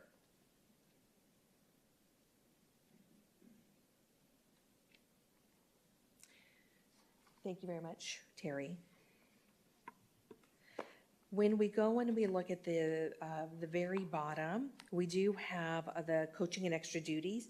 Any revisions there were outlined in red. I think there were 2 additions that we made there, and just added a couple of positions that were new in Dr. Hernandez's area. There are a couple of instructional coaches, technology instructional coaches, that should be getting that additional stipend, and so that's been added in there, as well as the arts manager. There is a stipend for that individual position that was board approved back in September, so we've added that. And then if we want to go and look at the bottom one, Terry, the 25, 26 hourly and special assignments. If you'll notice here, we did look at the summer school as well as the related services. And what we have added here is at the very top, you'll see additional duties for certified staff, IEP writing, program improvement, and homebound services. Those are during the school year. So again, the summer school is where we're going to see that increase. The additional duties, the next one down, additional duties for related service providers during the school year would be considered at $40 an hour. And then as we go down to the bottom, this is where we've tried to separate out summer school. You do see the change for general education, special education, certified staff moving to $40 an hour.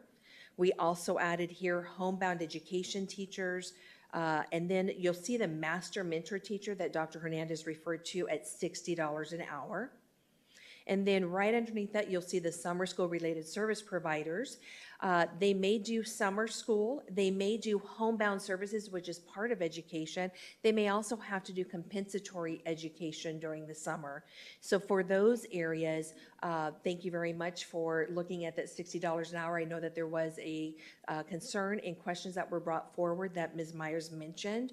And I wanted to share that some of the data that was provided, there were other districts that are right around that $60 an hour range, and our related service providers have been at the $40 an hour range for probably a good 8 to 10 years. And so providing that additional increase in the summer is really bringing that expertise that we need with our most vulnerable students that need all that attention and love and care that we can provide in the summer. So those are those changes here that we are bringing forth for your consideration tonight. Thank you, Ms. Vesley. So we do have one public comment tied to this line item. You will have 3 minutes. Mr. David Barron.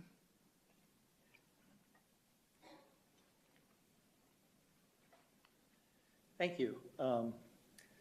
Really quick, this is the time that people are signing LORAs, and the returning bus drivers are deciding whether they're going to come back or not. Last year, when I was on the budget committee, after the budget committee, the current salary schedule for bus drivers was submitted to the board. When it was presented to the bus drivers on August 21st, after they had already come back, it had changed substantially. There's 2 things on this one that you really need to make clear tonight. And what I'm asking you to do is confirm that it's the board's intent and direction that the part of where new employees, bus drivers, substitute bus drivers, and the new, what do they call it? The new, basically field trip drivers, will get the experience incentive that's posted in the salary schedule. But the most important one is, will the returning bus drivers from this year be starting at $24 an hour next year on July 1st? Or will some of them be making less than 24 hours? I think that's probably not clear to anybody. And it's so important right now that the board be very clear on exactly what they're going to get paid when they come back on July 1st. Being part of the 70%, just as an addendum, I've been paying taxes in this school district for a long time. I'm no longer an employee, and I'm a grandparent, but my grandkids go in California. If you can't get my kids to school, why would I give you more money? So thank you very much. Thank you. Mrs. Ewing, do you have any questions for Ms. Vesley? So first off, is there any way that you can answer some of those gentlemen's questions to the board that he raised just in the public comment? Or is that outside of the agenda item? President Rooks, Mrs. Ewing, can you just be more specific about what question? Because I know there was a couple that were in there. I think the returning bus drivers, where would they fall on this salary schedule for the new school year when they come back in July? Would they be at the $24 hourly rate, or would they be somewhere else? This is a reminder that the salary schedules we're bringing forth tonight are initial salary schedules for new hires. Our current employees, any current employee, will receive the board-approved raises, and if they fall below our new minimum, they will be brought up to the minimum. And we also have those salaries adjusted for the start of their contract days. So whenever their calendar is that they start, that's the day that those raises will begin. So all of our bus drivers will be at a minimum of $24 an hour or higher. And again, this is the initial salary schedule, so we will use this salary schedule for new hires. Okay. Does that help, Ms. Ewing? Yeah, I think that answers. I think it was mainly just, it's good to reiterate and for the public and so forth, for those who are watching to understand and seek clarification on that. So I wanted to just go back to the salary schedule for the mental health professional. When you were speaking, yeah, I think it's the one that's not covered by the grant. You said that I think it's the social workers, right? The mental health. The social worker, and it's titled here, mental health professional. Right. So this, I feel like I'm speaking really loud. What we're looking at, is this not changed from last year? Is that correct? The salary schedule that you see is the current one, those salaries, the minimum and the max for this current year, the 24-25 school year. Our social workers and our school counselor mental health in that category are part of a grant, and it's grant funded, and we have to ensure that there's grant availability in order to have those increases. Ms. Meyer's team did a budget analysis, and it was determined yesterday afternoon that there is not the grant capacity to increase the initial salary schedule. So that's only for new social workers coming in. They would come under this salary schedule at the $50,000 as a base start, and then we look at experience and highest educational level. Any current social workers that sign their contract will get the board-approved raises. That has been taken into account within the grant already. Okay, great. That's what I wanted to make sure that we make that particular point. So thank you. Clerk Toby, do you have any questions? No questions for me, thank you. Ms. Bowles, do you have any questions? First of all, thank you for, I would consider them still colleagues, your related service providers, and giving the increase where we are more competitive, I guess, with other districts, but more importantly, they're just, some of these positions are like, you can't find them, you'll probably pass away before you get your services because there's none out there. So I just want to say thank you for that. And then this may not even be on topic, so just tell me if it's not, but I see everything but our field social workers. And I know that we're paying them in a different, not through the grant. Can you speak to that? Like, where are we at with that? Those positions are considered classified positions. We have not brought our classified rehire list back to you. That is our next step. So we started first with administrators and certified staff. We're bringing our salary schedules, and on April 11th, we will be bringing the rehire list for all classified hourly and classified exempt. I am going to look to Mr. Nettle because I do believe that that grant is ending the end of this year, if I'm correct. Mrs. Vesely, that's correct. Those 3 positions for the field instructors is no longer. They were paid and governing board approved in the fall to finish out their current contract using alternative resource funding source. So there is no funding source for those 3 positions moving forward at this time. Okay, thank you for that. If I could just also share that those particular employees that might be impacted, we will be doing and are currently doing the same thing that you'll hear in our next presentation, that we are always looking for opportunities based off of their credentials and their experiences to offer an alternate position within the district. Okay, that's excellent. Thank you. Ms. Proudfit, do you have any questions? None for me, thank you. Great. I don't have any either on this agenda item, so thank you, Ms. Vesely. So I just need a motion to approve, try to scroll up here, the Peoria Unified Initial Salary Placement Schedule, Coaching and Extra Duty Activity Schedule, and the Hourly Special Assignment Schedule for the 2025-2026 school year as presented. I will motion to approve the Peoria Unified Initial Salary Placement Schedules, Coaching and Extra Duty Activity Schedule, and the Hourly Special Assignments Schedule for the 2025-2026 school year as presented. And I will second. So we have a motion made by myself and a second made by Ms. Bowles.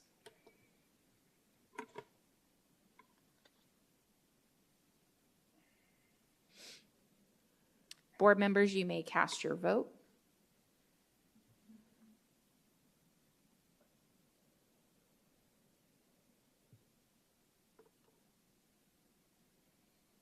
Motion passes with 5 yeas. Thank you, Mrs. Vesely. So we're going to move on to 13.5, consideration of approval of the rehire list for the social workers / school counselor, mental health professionals. Ms. Vesely. Thank you again, President Rooks, members of the board.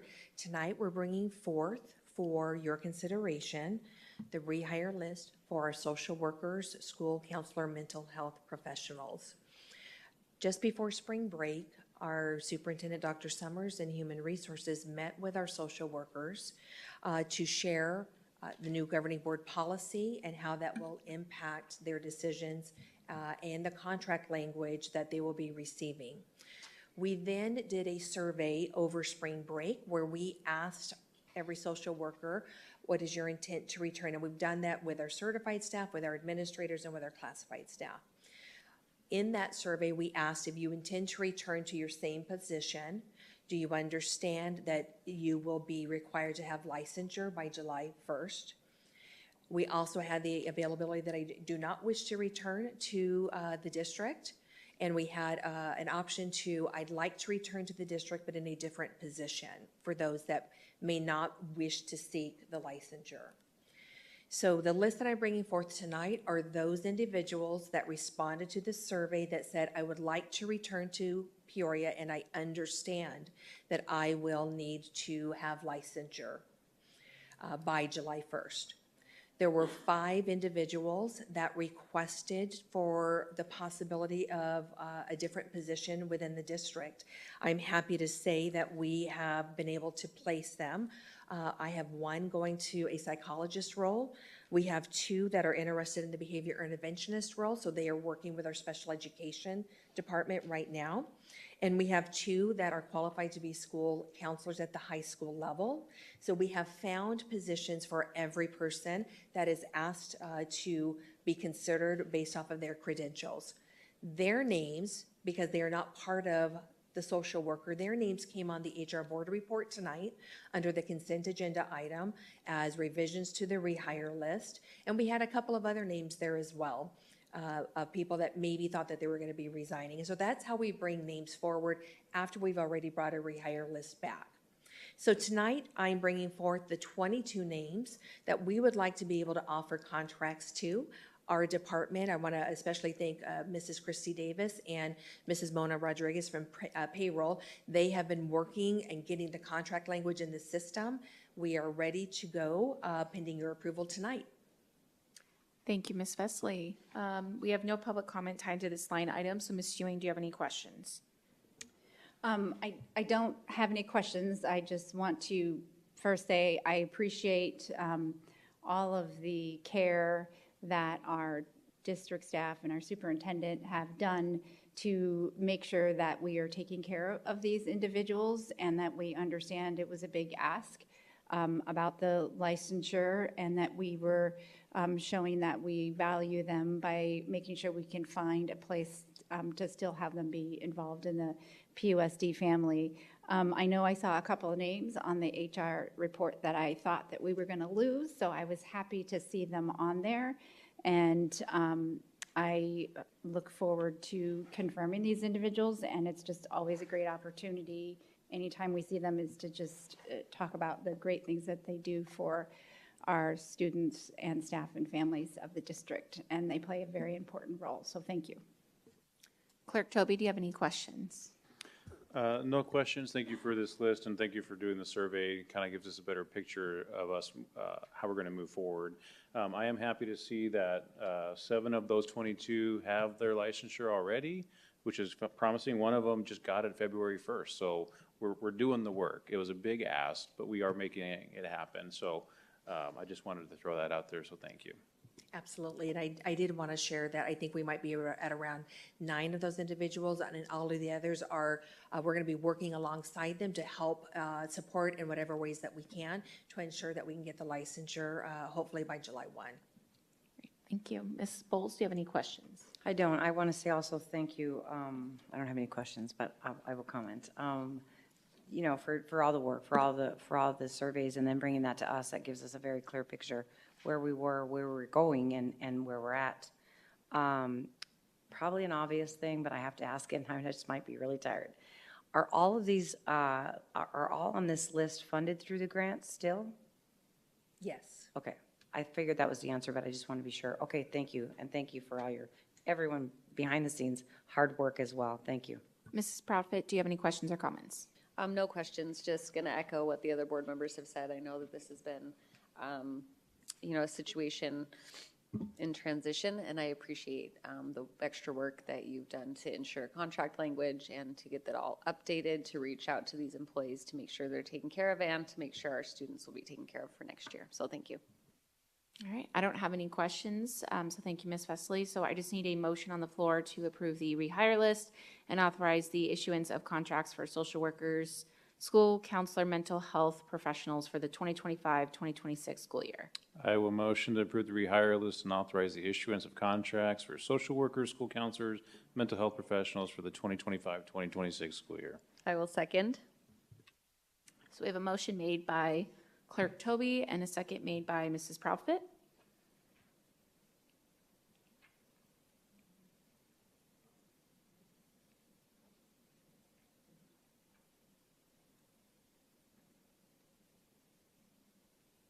Board members, you may cast your vote.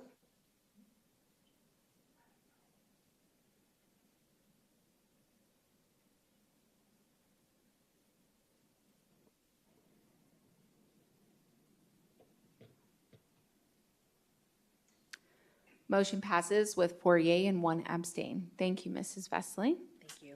Moving on to 13.6, discussion and consideration memo of understanding with the City of Peoria for the integration with their real-time crime center. Mr. Molino, welcome. President Rooks, members of the Governing Board, Dr. Summers, Cabinet, and guests, we're bringing forward to the Governing Board for consideration the MOU with the City of Peoria Police Department, giving them access to our camera system within the Real-Time Crime Center. We use the same MOU that we did with the City of Glendale, so the language is very similar, if not identical. A custom API is being developed and will be completed during the second half of 2025. That's between the two vendors that City of Peoria uses and we use. And in the meantime, we would be granting them access to our cameras through our video management system and a secure web interface. At this time, I'm available for questions. Thank you, Mr. Molino. We have no public comment tied to this line item. Ms. Ewing, do you have any questions or comments? I don't. I was here for the Real-Time Crime Center with Glendale, so I know this was just a formality. We were just waiting for this to come online, and I know I saw some great articles about the Real-Time Crime Center recently in the paper and all the great things that they are already doing. So looking forward to it. Awesome. Great. Clerk Toby, do you have any questions or comments? Just one question.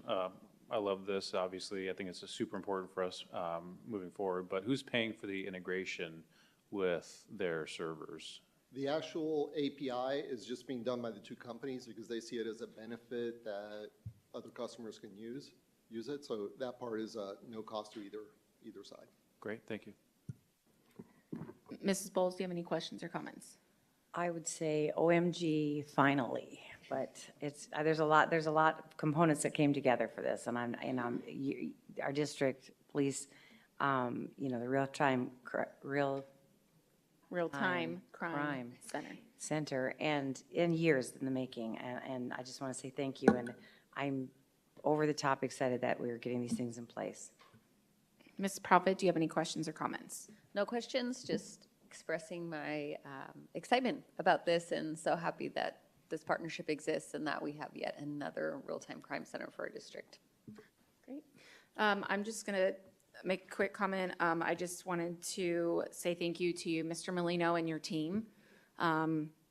I know that this has been in the works for a long time. I remember when I toured with you and previous superintendent, Dr. Reynolds, and I think Mrs. Ewing was there, of the Glendale Real-Time Crime Center. So thank you to you and your team for getting this through to the board. I want to thank the City of Peoria, the Mayor, Jason Beck, the City Council for all of their support into opening up the Peoria Real-Time Crime Center, the Police Department, and I would like to also thank he was the Assistant Chief of Police of Glendale, but he's now the interim Chief of Police for the Glendale, and he had reached out to me to start this whole process through the Glendale Real-Time Crime Center. And so I just want to say thank you to him, because if he hadn't reached out, I don't know where we would be now.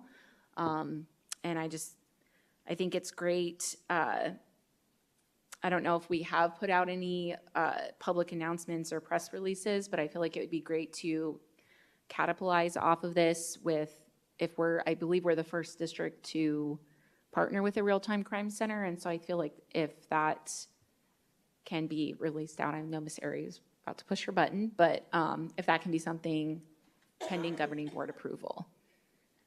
But yeah, go ahead. President Rooks, members of the board, thank you for that question.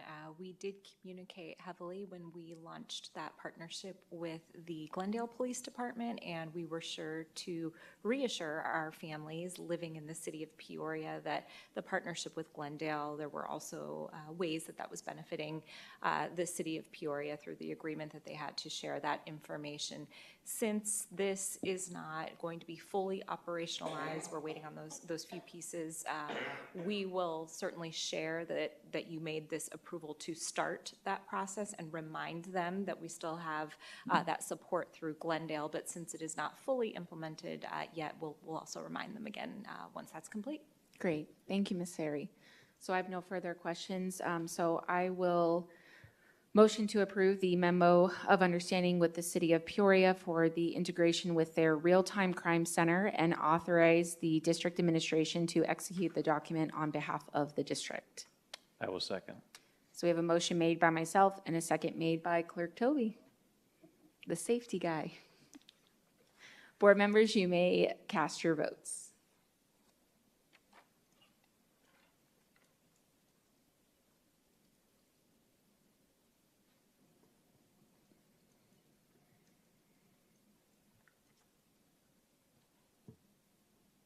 Motion passes with 5 yeas. Thank you again, Mr. Molino.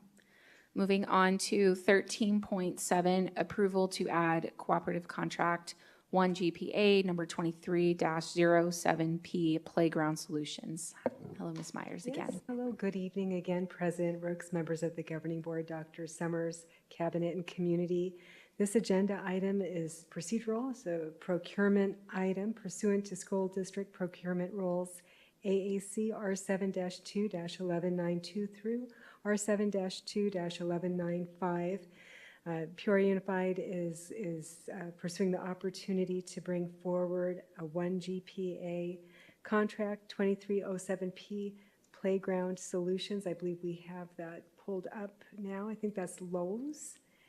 Do I have the right one that I'm referencing? Ms. Myers, you will need 13.7. No, I'm seeing her screen. It says repair and operations supply. Are you able to refresh it maybe on the top?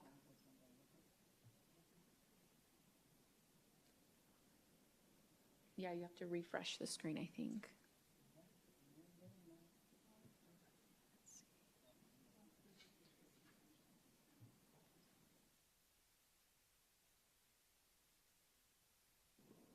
There we go.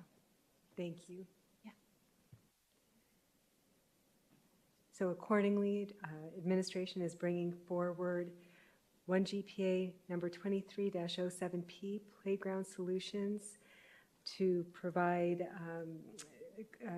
the procurement contract for a qualified vendor to provide complete playground solutions for the Peoria Unified School District.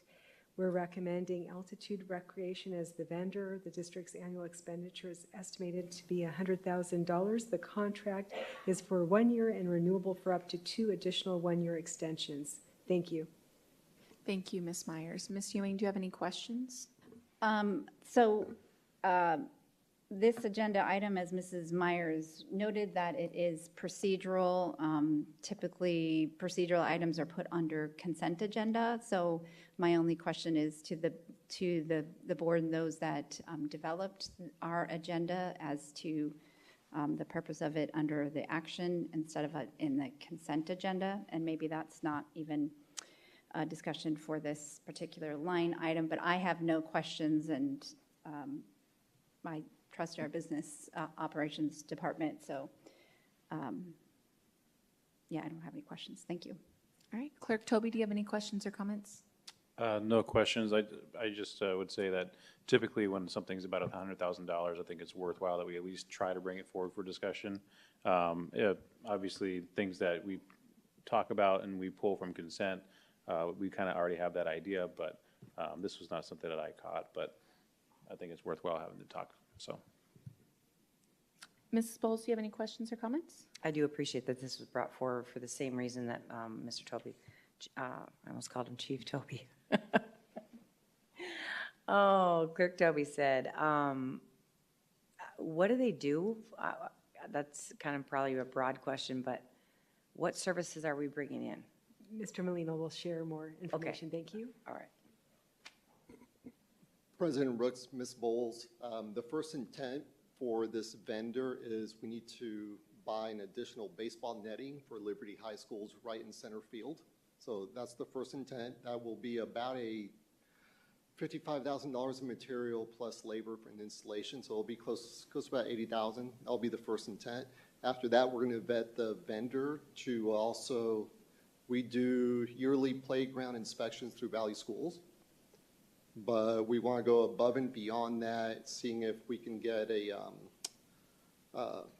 maintenance contract, because they provide the wood chips for playgrounds, and take the inspections that Valley Schools does one step higher to make sure that we stay on board and we have a vendor on contract so that we can react faster. Okay, thank you. That's kind of what I thought you were going to say. So thank you for that. Ms. Profit, do you have any questions? None for me, thank you. Great.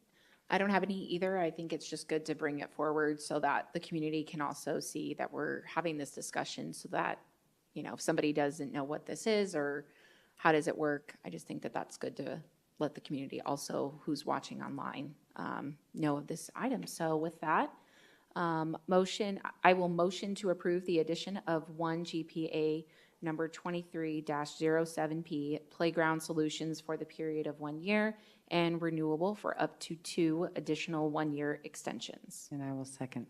So we have a motion made by myself and a second made by Mrs. Bowles.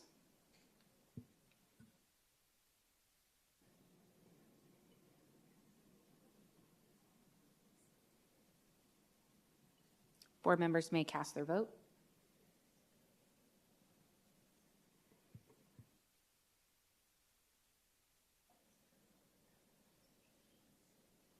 Motion passes with 5 yeas. Thank you.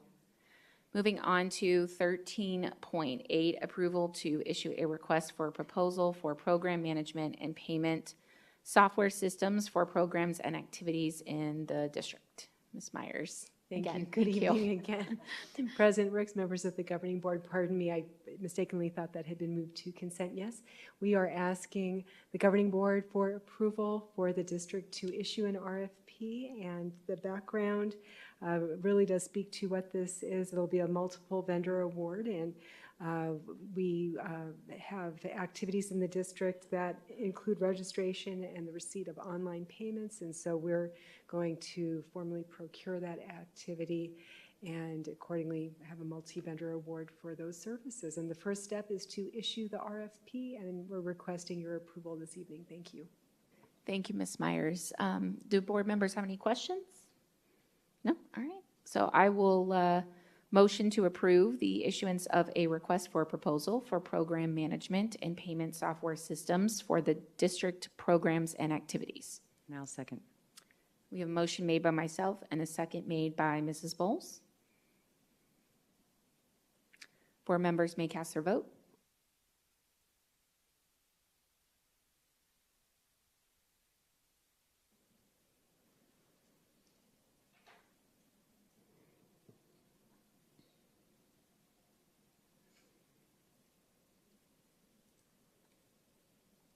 Motion passes with 5 yeas. Thank you, Ms. Myers. Moving on to 13.9, second read of policy GCF, professional staff hiring.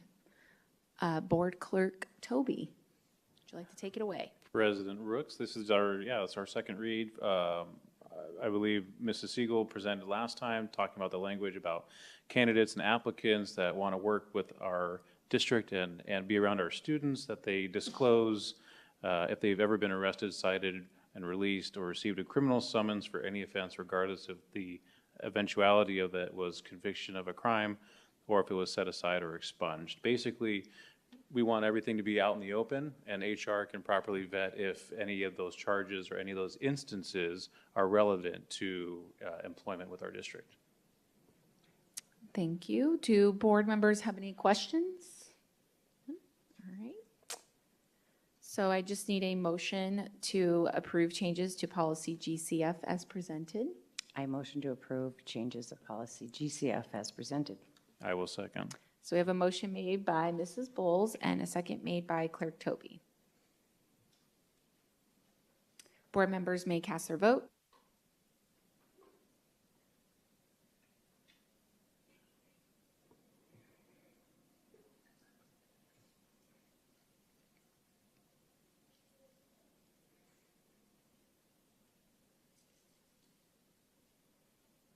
Motion passes with 5 yeas. Moving on to 13.10, second read of policy GDF, support staff hiring. Clerk Toby, and this was also reviewed by governing board current legal counsel, Ms. Susan Siegel. So yes, thank you, President Rooks. This is the same policy. It is literally a carbon copy of what professional staff policy was. This just applies to support staff. Awesome. So I will motion to approve the changes to policy GDF as presented. And I'll second. We have a motion made by myself and a second made by Mrs. Bowles.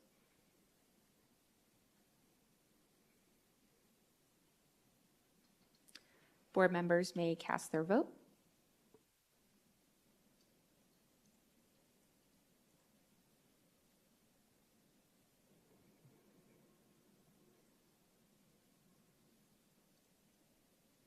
Motion passes with 5 yeas. Moving on to 1311, second read of policy KB-EB, parental involvement in education. Clerk Toby.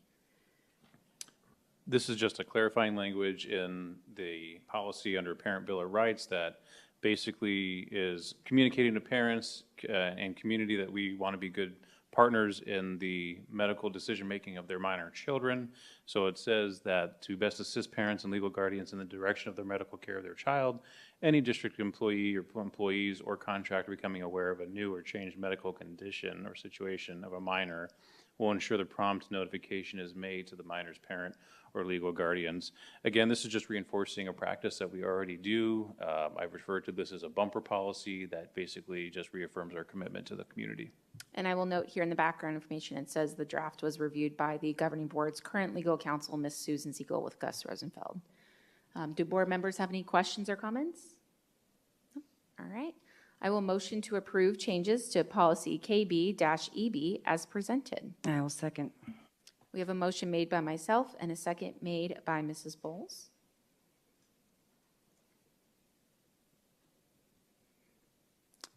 Board members may cast your vote.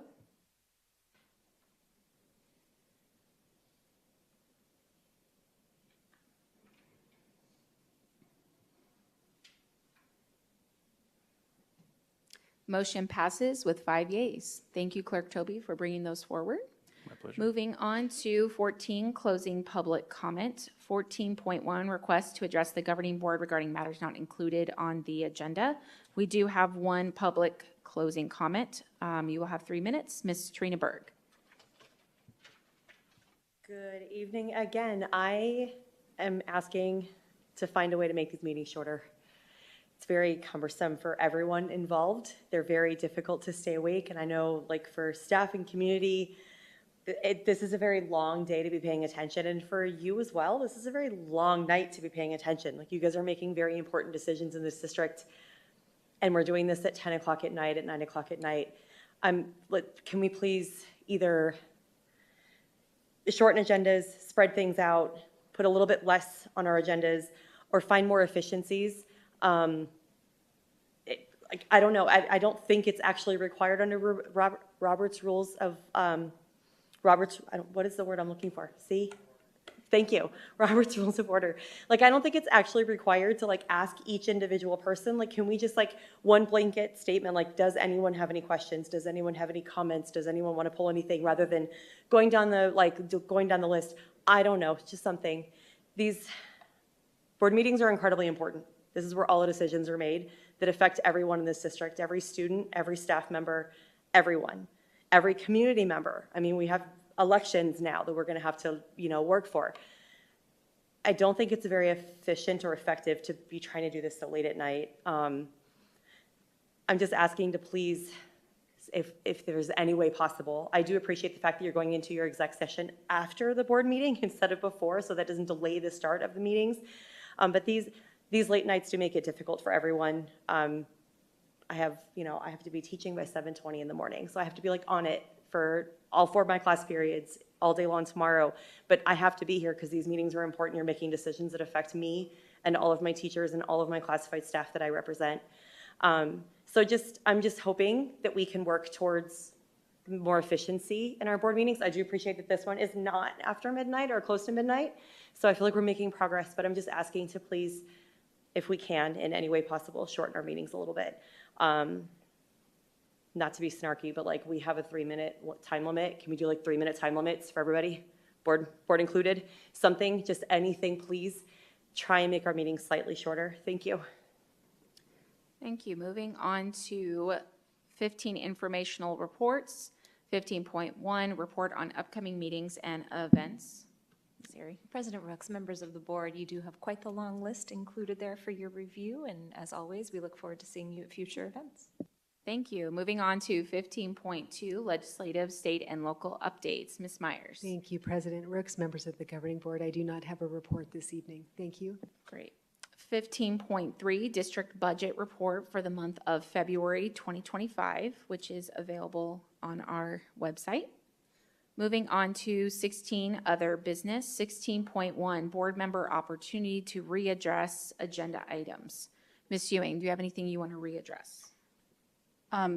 I would like for our board to reconsider the appointment of the principal for Oasis Elementary.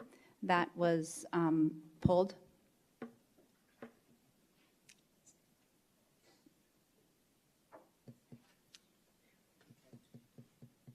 I don't think that that has a second.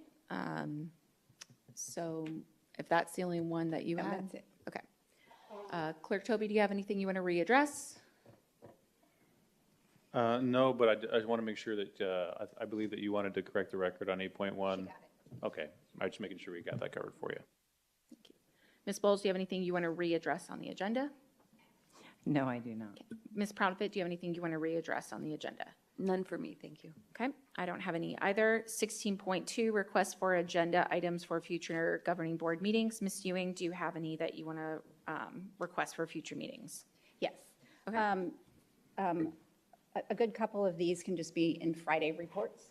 So I just would love to have guidelines from our lawyers with regards to the board members being able to speak about the override, certainly from the dais. And then I would also like to have clarity around what we're allowed speaking on school campuses, at events, and how that's differentiated between what we can talk to community members about while we're at events that are on school campuses versus staff and that type of thing. I just think it would be really good for the board to have all of that information, and that can just certainly be a Friday report. I will second that for you. Thank you. And then I'd like to, Dr. Summers, I know I had a question for you as to when can we review the academic growth and proficiency this spring. And you said that most of that was going to happen all over the summer when we do a big study session of all of that. But I think it would be great for the board, I know with our new data, or with the STAR data, that we can run reports more often. So I think it would be great if there's any way that the board could have some sort of Friday report on how are we on track and how are we trending towards our proficiency and growth, and hopefully improving on those. So that's. I will second that for you. Okay. And then in the same realm of academic, and this could come later when we actually do a deep dive into the study session in the summer. But making sure that we're getting reports on what is our third grade reading level proficiency and our eighth grade reading level proficiency as far as it relates to grade level. So I think that those are. I was going to say I will second that for you. Okay. Sorry. And Dr. Summers, I believe you said you were going to provide this, but I just wanted to make sure it gets added to the list. It's just so that the board can be fiscally responsible with regards to our board attorney fees. If we can just have, whether it's a monthly report of how much we're accruing in that, just so the board can be well aware. And I think we talked that would be available to get a report of the attorney, just in general. I will second that. Okay. And then lastly, and I don't know how we will be able to do this, but given that discussion or just the item was tabled with regards to the OASIS principle, I think it's really important when you go back to the committee that makes the decisions or brings forth recommendations for hire, that they have some sort of clarity and transparency as to why. We had some board members vote against it and some vote for it so that they can move forward, since there isn't really any transparency and there isn't any sort of direction, and that it was a viewpoint of various different board members versus a viewpoint that was coming at the direction of the superintendent or the district. So I don't know how we can possibly provide feedback to the committee, but I think it would be great to even have board members present to be able to provide feedback, and I don't know if that's a possibility, so. I will second. Can I just clarify, just because we're talking about personnel decisions, are you requesting an executive session? Is that the format you would like to discuss these issues? It was more so that that position has to be filled, right? So, and that our normal process is that we have a committee that gets together and looks at all the different individuals, provides some sort of recommendation. And if a recommendation comes to the board and the board says, no, we're not going to accept that recommendation, then it needs to go back to them and they have to go through the same process. But if the committee doesn't understand why, it may be difficult for them to bring forward some sort of recommendation. And in the way that it was done this evening, that committee has no understanding of the why and how to go forward with the next decision making. So I just feel like that would be a normal process. And however, it's manageable to do with our open meeting requirements. So I think I understand you a little bit better, but I do believe that providing feedback to the selection committee regarding a potential employment, correct me if I'm wrong, Dr. Summers, we didn't say no, we tabled it, right? That was the motion on the floor. Yeah, it was tabled, it wasn't thrown out, so then. Right. So, but if you want to have clarification on it, on an issue regarding employee matters, would the appropriate format be an executive session, or do we need to talk to Mrs. Siegel to get clarification?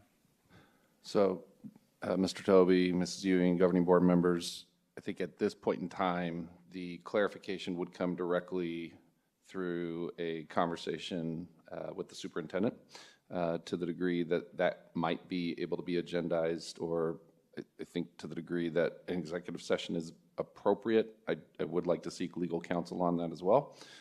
So that will give us an initial next step.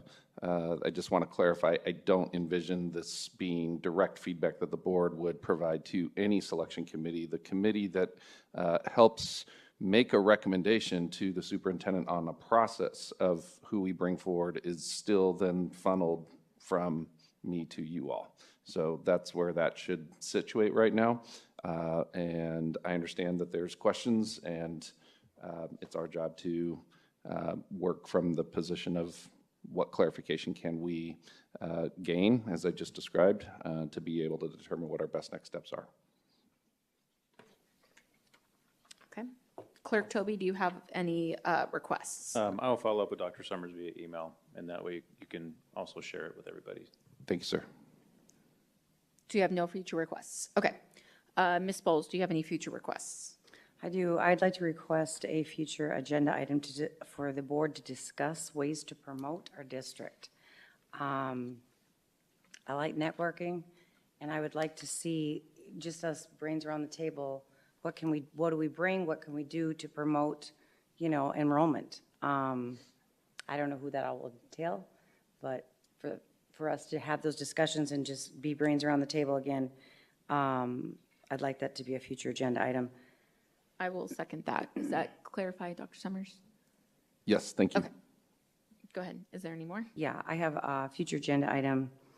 I would like to see, or maybe a discussion or both, our district include in the new hire process when we, to the public, obviously that would be the end result, but to include with the new hire information their resume as well, and that to be 48 hours, at least 48 hours before our board meeting. I will second that. Does that clarify, Dr. Summers?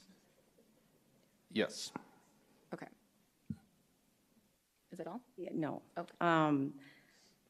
This is already a future agenda item that I've brought up before, but I think it's time to actually address, and I don't know how else to do this, but say at our next board meeting, I'd like to have a future agenda item at our next board meeting to discuss Southwest Behavior Health. What are the dynamics? Do they pay rent? What is their purpose on our campuses? And then obviously it'll coincide with some of the things that we've already discussed tonight. I will second that request. All good? Okay, Ms. Profit, do you have any future requests? None for me tonight, thank you. Okay. I just have a few, and I think they're pretty much board Friday reports. I just wanted to get a Friday report on the ramifications. I keep hearing about the U.S. Department of Education. What are the effects to special education, if there is any? What are those effects if it is the executive order with dismantling it? So just wanted to have that as a Friday report. I'll second that. Thank you. And then I do want to get a future Friday report, but I'm going to kind of let the board know the situation of speaking with our attorney, Susan Siegel, with kind of tonight with the confusion at the beginning of the meeting with having two separate motions. I just want to make sure that we clarify with Susan Siegel when we're adopting the agenda, if it has to be like one whole motion of all of those items so that we just don't run into what kind of happened at the beginning. So I am going to request that question from our attorney and then have that sent to each board member in the Friday report. I'll second that. Okay, thank you. And last one is I would like to request for a future discussion / vote for a press release by the board of the policy AC that was recently approved and the student privacy policy that was also recently approved. I'll second. Thank you. And that is all. Actually, one more. Sorry, because I have it written over here.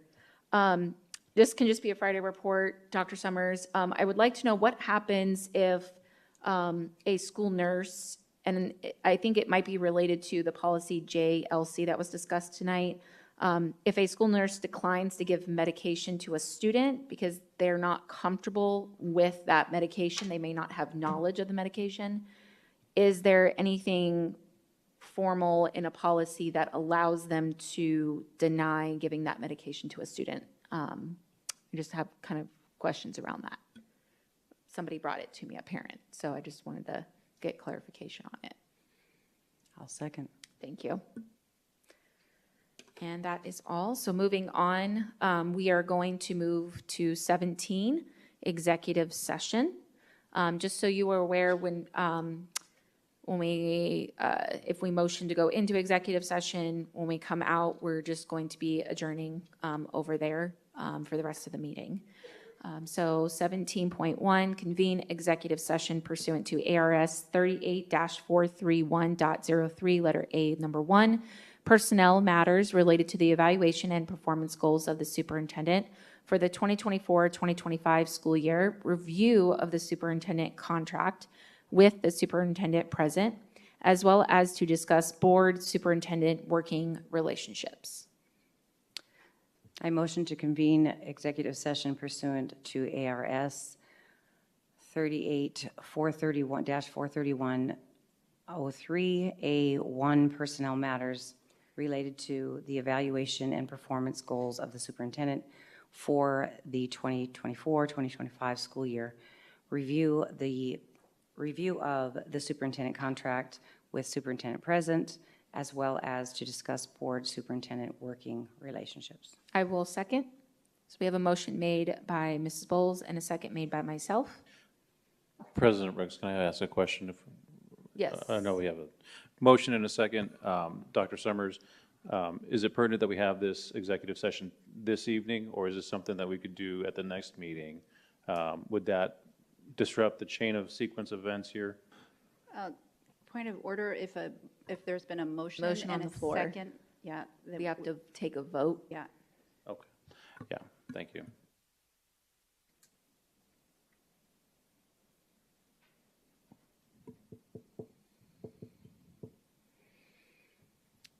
Board members, you may cast your vote.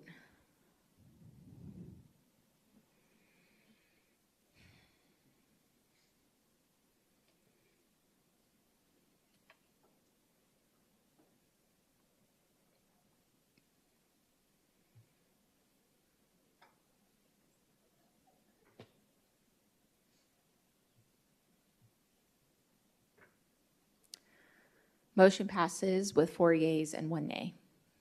All right, we will move into executive session.